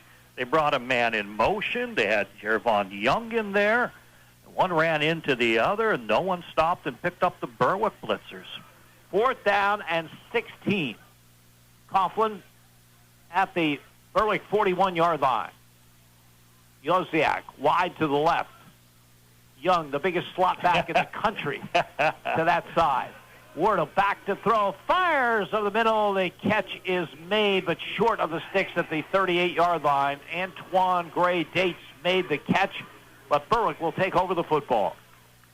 So good-looking drive by Coughlin. It started at their own 24. It got as close as the Berwick 33, could get no closer. And the Bulldogs will have it with 2:30 to go in the third, and Berwick leading 41-7. See who's quarterbacking. We did see an injury earlier to Ryan Lawbaugh. They may just decide to keep him out anyway. Berwick's huddled on its own sideline, so right at this point, we can't quite catch the numbers. Yeah. Alex Forrest is in there, but as a receiver. Yeah, and I was thinking that it was probably Lawbaugh's last series when he did get hurt. Hopefully that is not a serious injury. That would be the only real bad part of this game, as we're looking on the sidelines trying to see him at this point, as Berwick takes over at their 37-yard line. As the pitch goes to Alex Sharkusky, who comes in motion and dances along the far sideline. The Coughlin side takes a big hit as he gets out to about the 45-yard line. Good first down carry by Alex Sharkusky. Tyler Woolard able to put the shoulder into him, but Sharkovsky delivering the hit just as much. Is there a penalty here, Jim? There They're is. Not moving the flag the chains on the far side at the 36-yard line. Berwick looks to have a lot of changes in its offensive line at this point. Have to keep a look and see who's on in there, but it looks like a number of the starters are going to get rested. Penalty number 7 on the Bulldogs in this one, as it marked off to the Berwick 26-yard line. It'll be 1st and 21 for the Bulldogs. Justin Eckert's at right guard. Looks like Sullivan Slavinsky might be bounced out to tackle. We'll see. Sharkusky again in motion, but the handoff goes to Aiden Mason off the left side. He gets over the 30 to about the 31-yard line. He'll pick up 5 on the play. It'll be 2nd down and 16 as Connor Lee in on the stop for the Crusaders of Coughlin, who are going to finish their final season of football with a winless season. Obviously not what they wanted, but a couple of things conspired against them this year. Tough schedule, inexperience, only 8 of 22 starters back from last season, and then a low turnout, just 21 players in uniform for this game tonight. As quarterback Peyton Williams rolls right to throw, turns the corner, is going to keep the football, makes a nice move, gets out over the 40 and out near the 45-yard line. Looks like he was headed for the sideline, and a gain of just a couple, made a nice move back to the center of the field, shows some good running ability, and got out to the 44, picked up 13 on the play, It'll be 3rd down and about 4. Yeah, real nice running. Good decision-making to take it back on in. Approach the chain, set up a 3rd and relatively short. Stoppage. Player looks like it's being sent out. I believe it's Joswiak. Sometimes it's equipment. Maybe there's a little blood, but he's going to head to the sideline. Berwick 3rd down call coming as Peyton Williams, then the junior varsity quarterback for the Bulldogs this season. Of course, a starting corner and doing a good job in that department for Berwick on the defensive unit all season long.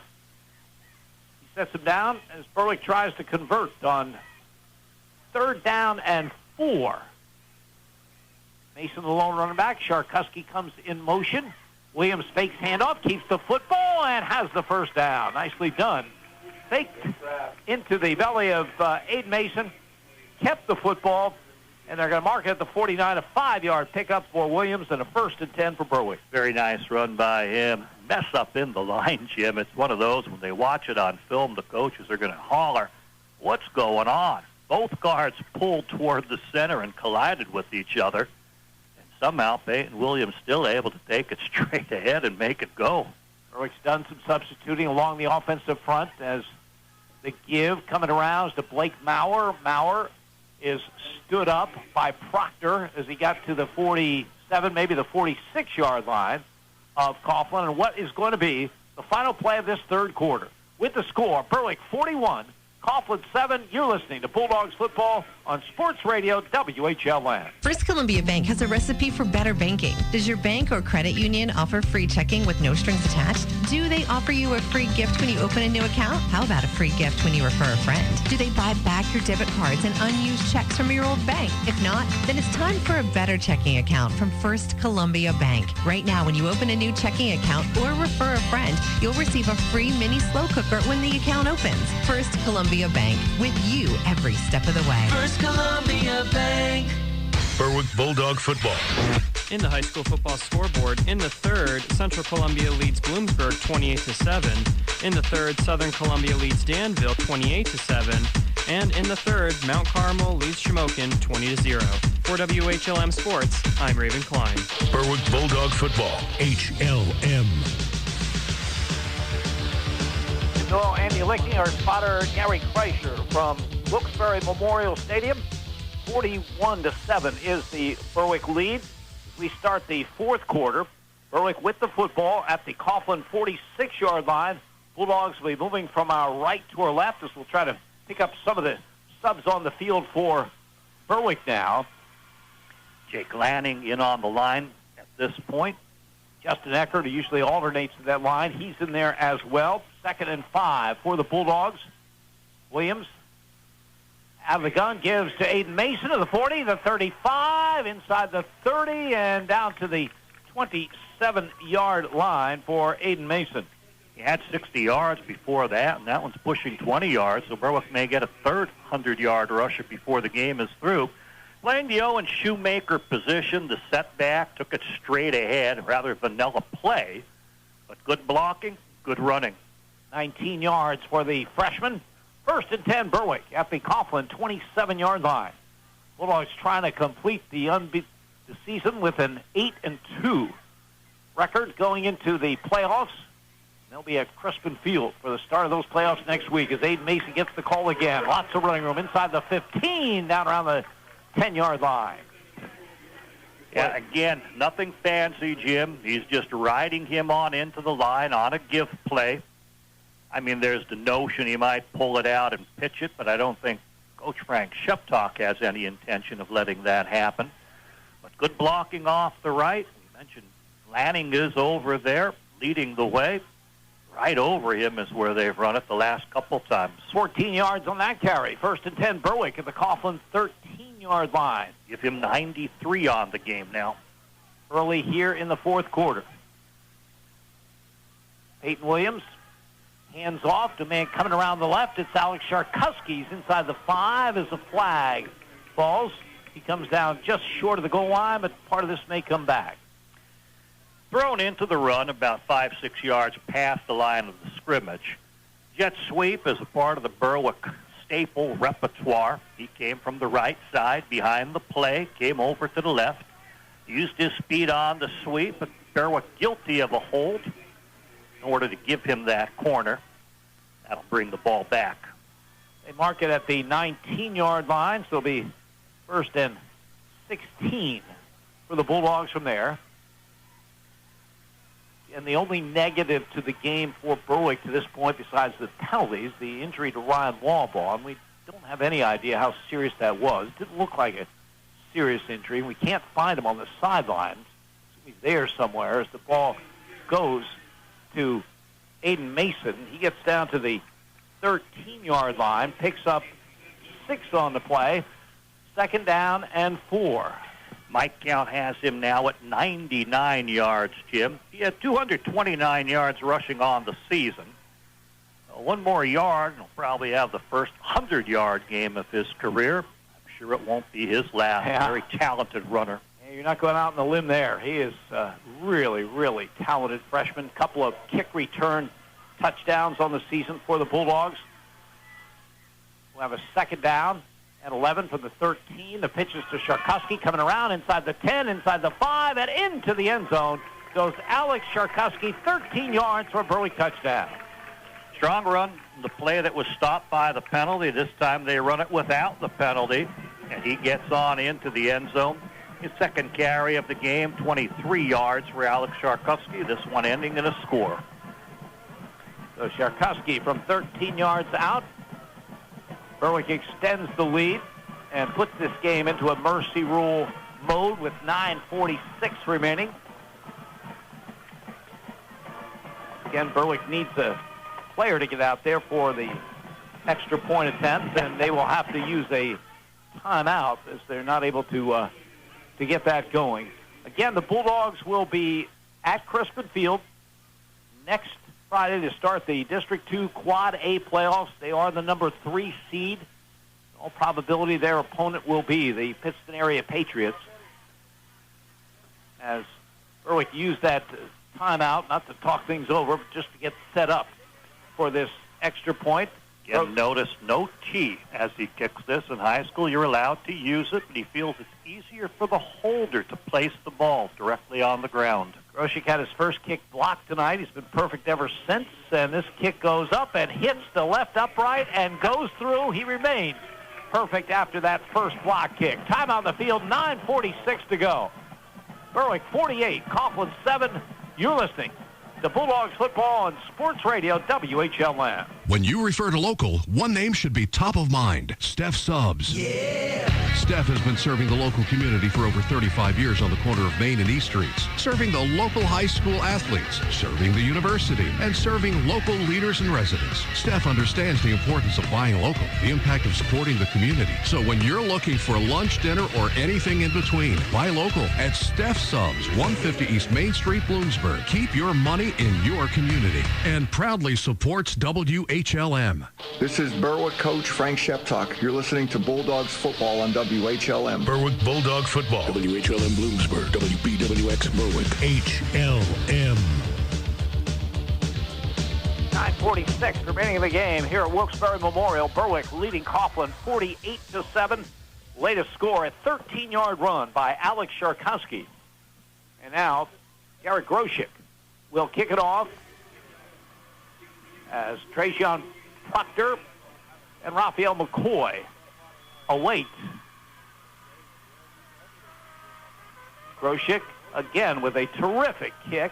Back to the 5. It's muffed by Proctor, but it takes a nice friendly hop right into his hands. But Alejandro Lopez gets him from behind.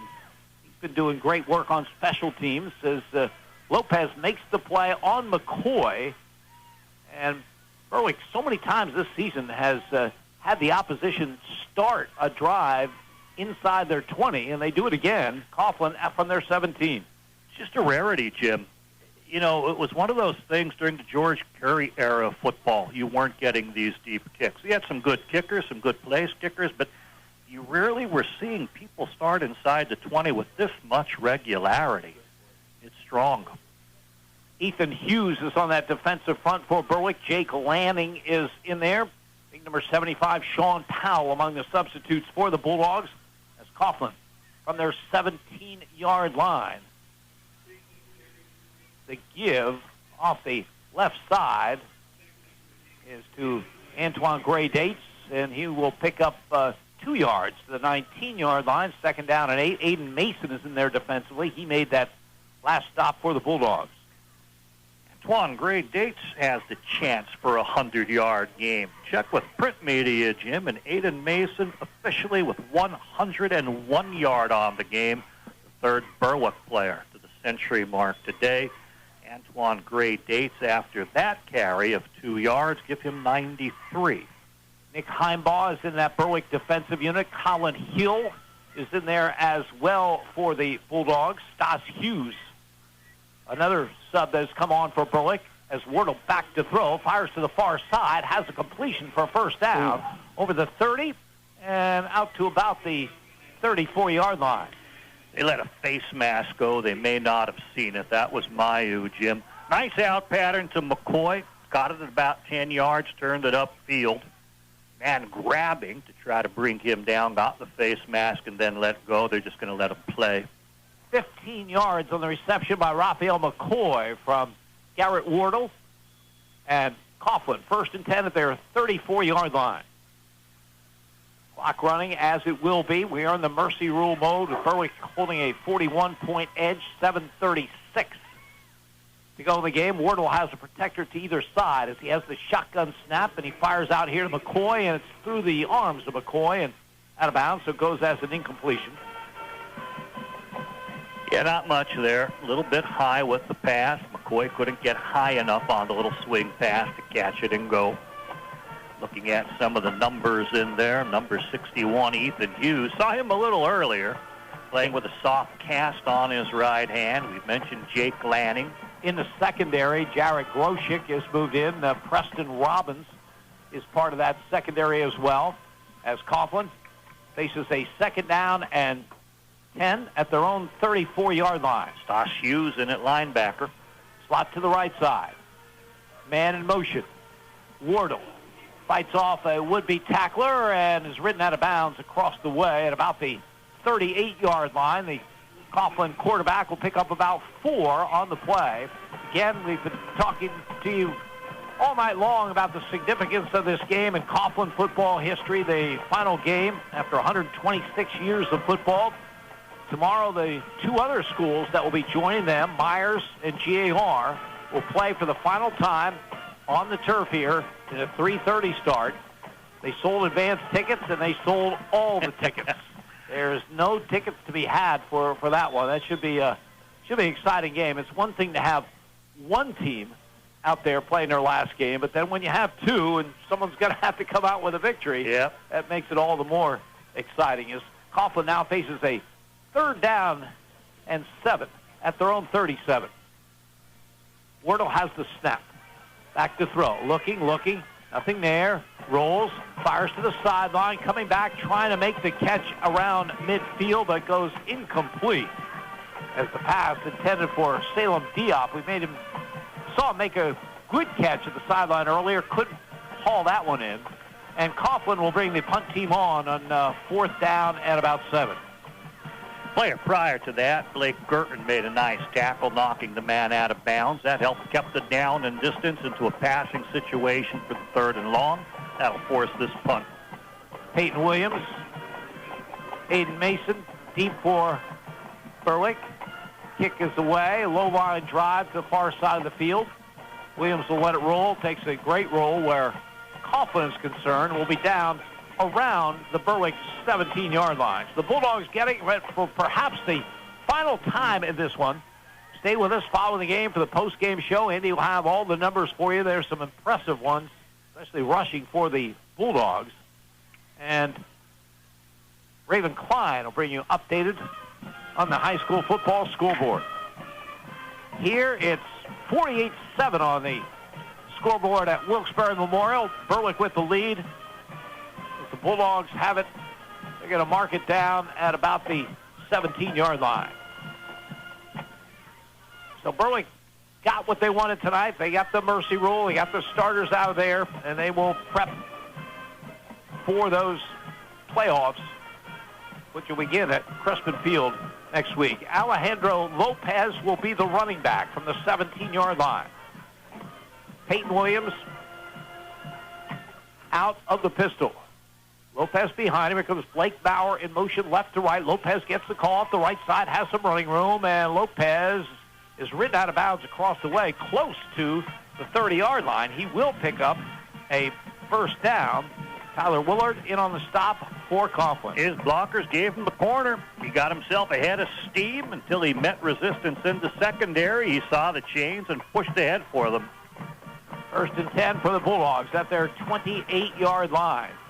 It's a very, very difficult year. Coughlin's going to go winless, and it's just so tough to deal with the low numbers they have. They dressed 21 players in this game tonight as Lopez gets the call. No, it's a fake, and Williams keeps it, and the quarterback for the Bulldogs is over the 40 to the 41. He'll pick up 13 and a first down. Anyway, when you talk about those numbers, I mean, game night like this night is very, very difficult. But practice is really almost impossible. What can you do? You need at least 22 to go offense versus defense. Sometimes you work half line. You go just the left side against the right side of the defense, but it's just not real working. It's a challenge. There's not a whole lot you can do. Tough year for Ciro Cinti and for the players. Just thinking these Coughlin Crusader bright red uniforms. I love the helmets with the cross on it. What's going to happen? See them no more. I'd like to steal one. Yeah, what's going to happen to those uniforms as Williams takes the snap, keeps the football, tries to roll out left, and he is forced out of bounds at about the Berwick 41-yard line. Jervon Young trying desperately to throw a block there. Boy, you got to admire his effort tonight because he is hurting. And we saw him limping noticeably in the pregame, and he's doing all he can. And here his team's down 48-7, a couple minutes to go in the game, and he's giving it his all.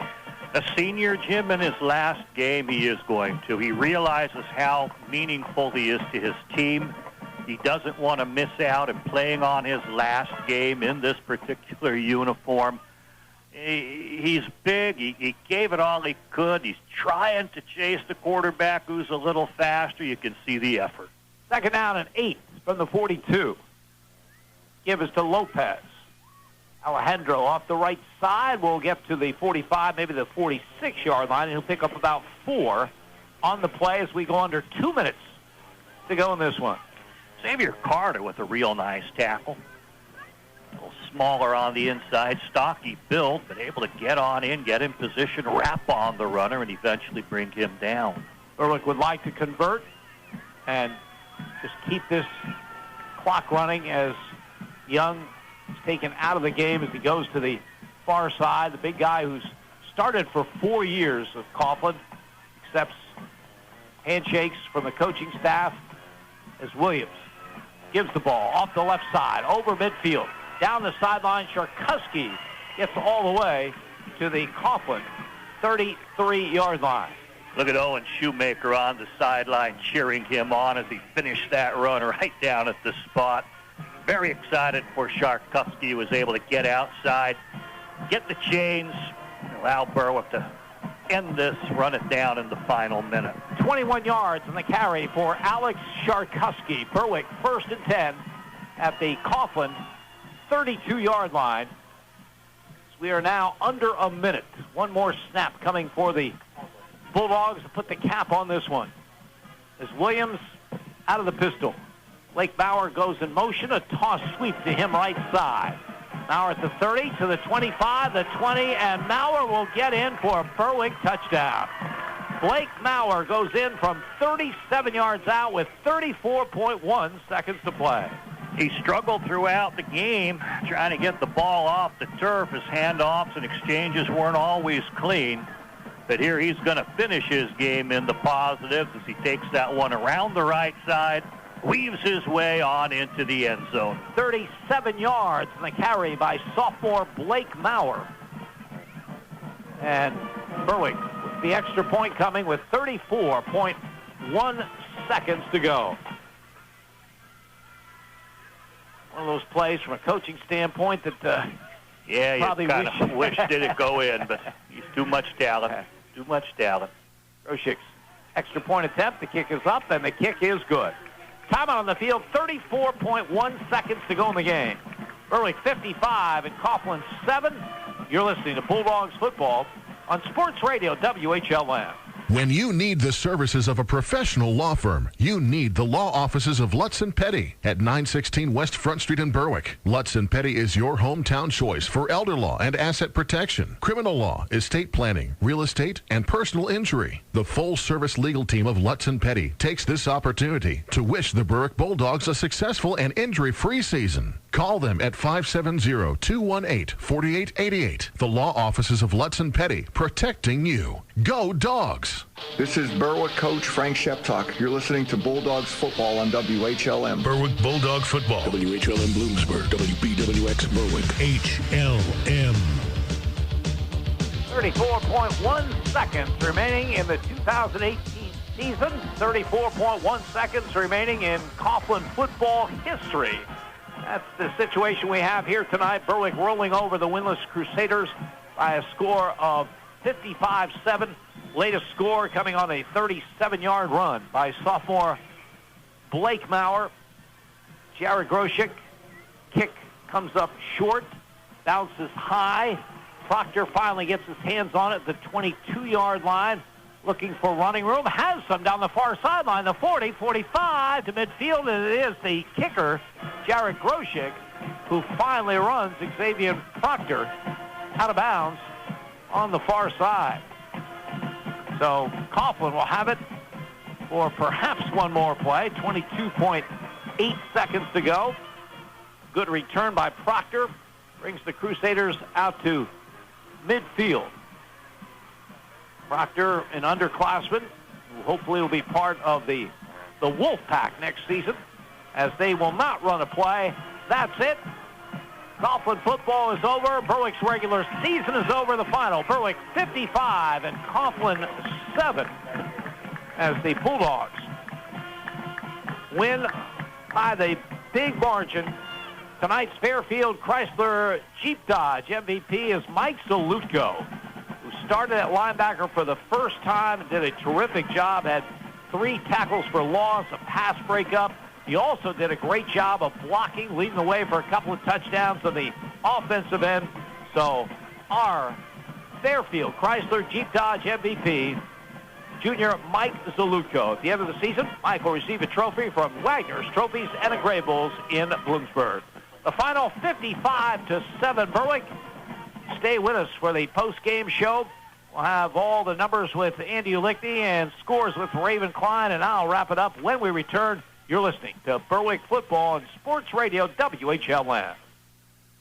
And so are the savings. At Fairfield Chrysler Dodge Jeep Ram, there are no tricks, just plenty of treats. We have the best prices, and our service is second to none. That's why we've won the prestigious Customer First Award 2 years in a row. Plus, for each vehicle sold in October, we're donating $25 to UPMC Susquehanna's Catherine Kander Lundy Breast Health Center. During Ram Power Days, you can get over $13,000 in total values on select new 2018 Ram 1500s, and no one has a better selection. We are your Ram headquarters with hundreds available. It's also Jeep Adventure Days, so you can save thousands on that new Jeep you've been thinking about. Lease a 2019 Cherokee Latitude for only $189. Browse our entire inventory online with over 300 new vehicles available. Fairfield Chrysler Dodge Jeep Ram. 2 locations, Route 405 in Muncie or Route 11 in Danville. Fairfield, for fair deals. Lease is for 36 months, $34.99 due at signing. 0 security deposit. Offer ends October 31st. See dealer for complete details. Fairfield, you're gonna love us. Quality care for your dental health at Berwick Dental Arts, 105 West 9th Street in Berwick. State-of-the-art equipment comes together with a tradition of 45 years of personalized care. From the youngest to the oldest patient, let Berwick Dental Arts doctors and staff take care of every aspect of your dental needs. They'll process all types of insurances. Make your appointment today. Call Berwick Dental Arts friendly staff at 752-4542. Berwick Dental Arts, making smiles beautiful. Are you looking to meet an elder care need? Do you or a loved one need assistance with any of the instrumental or basic activities of daily living? Brookdale Senior Living has a solution. Brookdale Bloomsburg, located at 420 Schaefer Road, is a premium personal care home offering a family atmosphere along with round-the-clock nursing care. Call 570-387-6868 to learn more. Better yet, we invite you to drop in and meet the Brookdale family and learn how we can offer an optimum aging experience for you or a loved one. Whether it's the heat of the preseason or the heart of the postseason, teams will always get a little boost from playing at home. Speaking of a boost at home, State Farm can boost your savings when you combine your homeowner's insurance with your auto coverage. So score one for the home team. Talk to State Farm agents Lori Powell or Sean Black in Berwick, or Melissa Price in Nescapec about big savings for combining home and car coverage. Give State Farm agents Melissa Price, Sean Black, or Lori Powell a call today. This is Berwick coach Frank Sheptock. You're listening to Bulldogs football on WHLM. Berwick Bulldog football. WHLM Bloomsburg. WBWX Berwick. HLM. Great scene down on the field here at the Wilkes-Barre Memorial. Yes, Coughlin just finished a winless season. Yes, they were routed by Berwick tonight, 55-7, but this is not any night. This is a special night, their final night as a football program. 126 years of football ending tonight in a great celebration down below us to our right, involving cheerleaders and fans and the players and the band and many, many former Coughlin players that have come here for this one. So a great celebration down on the field, as it should be, as Coughlin celebrates the end of their proud football program. You're listening to the post-game show brought to you by the law offices of Lutz and Petty, and by your local State Farm agents, Lori Powell, Melissa Price, and Sean Black. Well, Berwick got off to a great start in this one. Their first play from scrimmage, a 50-yard touchdown run by Owen Shoemaker, his 16th rushing touchdown of the season. Jared Groshek had the extra point block. He would remain perfect for the rest of the game. Berwick had an early 6-0 lead. Bulldogs added to that lead on their next possession. A 9-play, 70-yard scoring drive.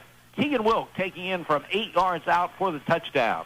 Ryan Lawball ran for 27 yards on a play during that drive. And Owen Shoemaker ran for 22 yards. And that is the Berwick drive of the game. Make your drive a Ken Pollock Ford Lincoln. Well, Coughlin came back. They had a 3rd down and 1 at their own 34-yard line. Antoine Gray Dates got the football and appeared like he was going to be stopped short of the first down. Instead, he bounced away, showed some great speed down this near sideline, and went 66 yards for a touchdown. Chad Reagan had the extra point. Coughlin got to within 13-7 of the Bulldogs with 1:53 to go in the first quarter. But after a long kick return by Keegan Wilk, Berwick scored in 2 plays. Ryan Lawball rolling right, hitting Justin Robbins in the end zone. First touchdown pass in the career of Ryan Lawball, 32 yards out. Groshek added the extra point. Berwick led after 1, 20-7. In the second quarter, Berwick put together an 11-play, 74-yard drive, capped on a 10-yard touchdown pass from Ryan Lawball to Alex Force, former quarterback, now being utilized as a wide receiver. Ryan Lawball had runs of 24 and 26 yards on that scoring drive that upped Berwick's lead to 27-7 after the Jared Groshek extra point. Later in that quarter, a pass by Garrett Warda was intercepted by Keegan Wilk. The 19th career interception for Wilk, his 7th of the season, setting the Bulldogs up at the 40-yard line of Coughlin. 6 plays later, freshman Aiden Mason went in from 11 yards out. Groshek with the extra point. Berwick led at the break, 34-7. The only scoring in the third quarter came on a 31-yard touchdown run by Aiden Mason, capping a 6-play, 65-yard drive. Jared Groshek with the extra point, 41-7 Berwick after 3. With the subs on in the fourth quarter, the onslaught continued. Alex Sharkuski, a 13-yard touchdown run with 9:46 remaining. Groshek with the extra point. Berwick leading 48-7. And then with just 34.1 seconds to go, Blake Maurer goes 37 yards for a touchdown. Again, Jared Groshek with the extra point. That puts the cap on this one and puts a cap on the regular season and puts a cap on the history of Coughlin football. The final, Berwick 55 and Coughlin 7. Still to come, stats in tonight's game and scores with Raven Klein. You're listening to Bulldogs football on Sports Radio WHLN.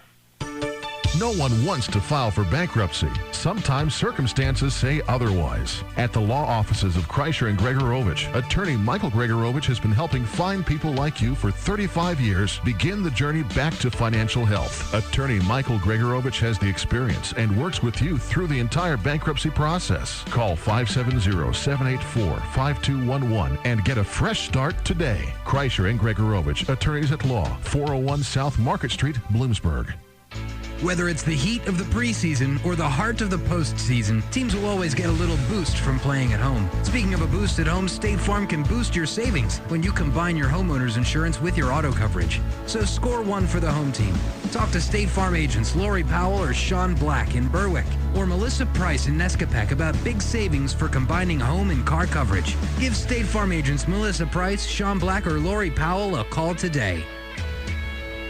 DeFevo Graphics, signs and apparel, custom-built LED signs, vehicle graphics, custom wraps, banners, screen printing, mugs, t-shirts, business signs, magnets, hats, embroidery, stand-ups, indoor signage, and custom car accents. DeFevo Graphics, signs and apparel, family-owned and operated since the turn of the century. All work is produced in-shop. DeFevo does not sell products that they do not make, and that equals quality control. DeFevo Graphics, signs and apparel, on Route 11 between Bloomsburg and Berwick at 7553 Columbia Boulevard, or online at DeFevoGraphics.com. And don't forget DeFevo's for yard signs during the upcoming political season.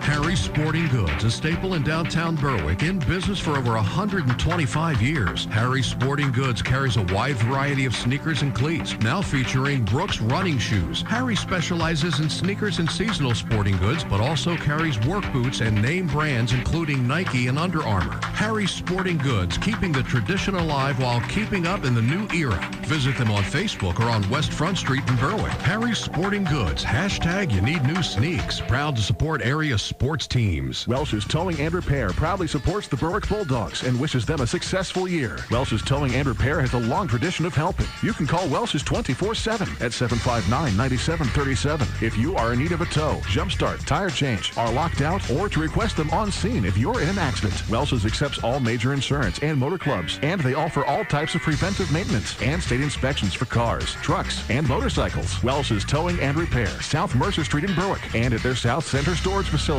Columbia Boulevard in Berwick. This is Berwick coach Frank Sheptuck. You're listening to Bulldogs football on WHLM. Berwick Bulldog football. WHLM Bloomsburg. WBWX Berwick. HLM.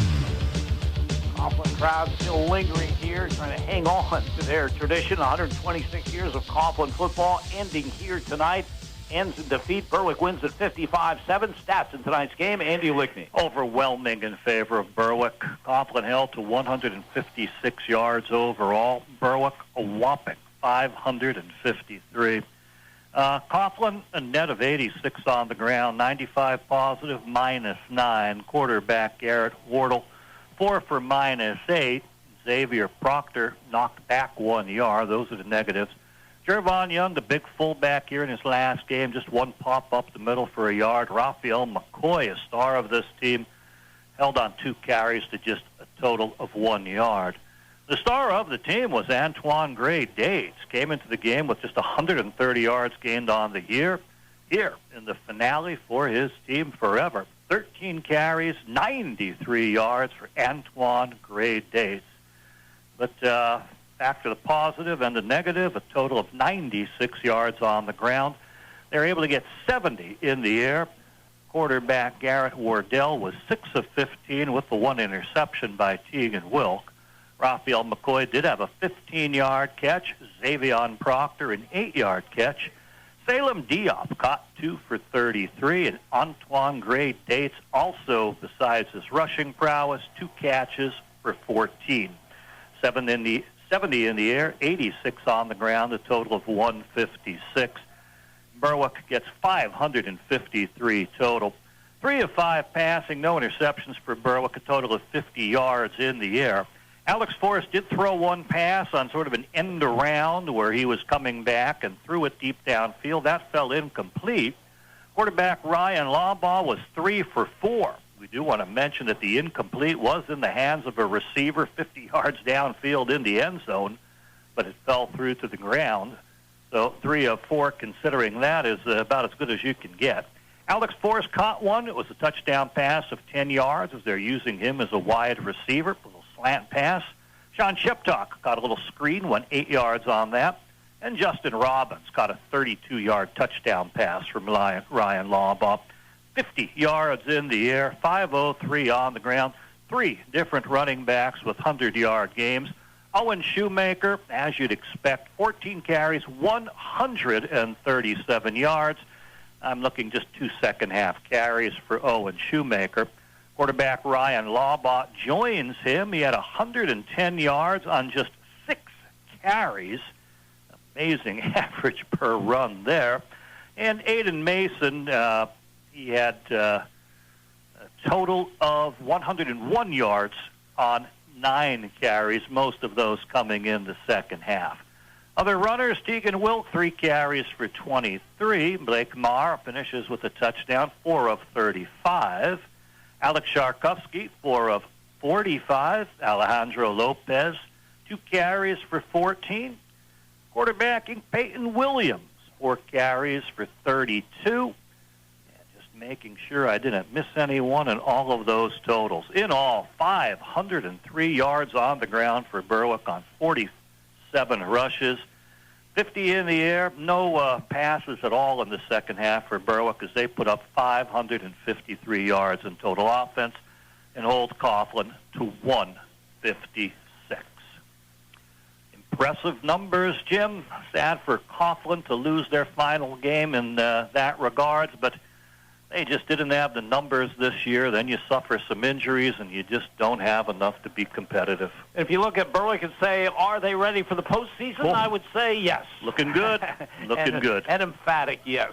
55-7 is the final here. We'll check other scores with Raven Klein coming up shortly. You're listening to Berwick Football and Sports Radio, WHLN.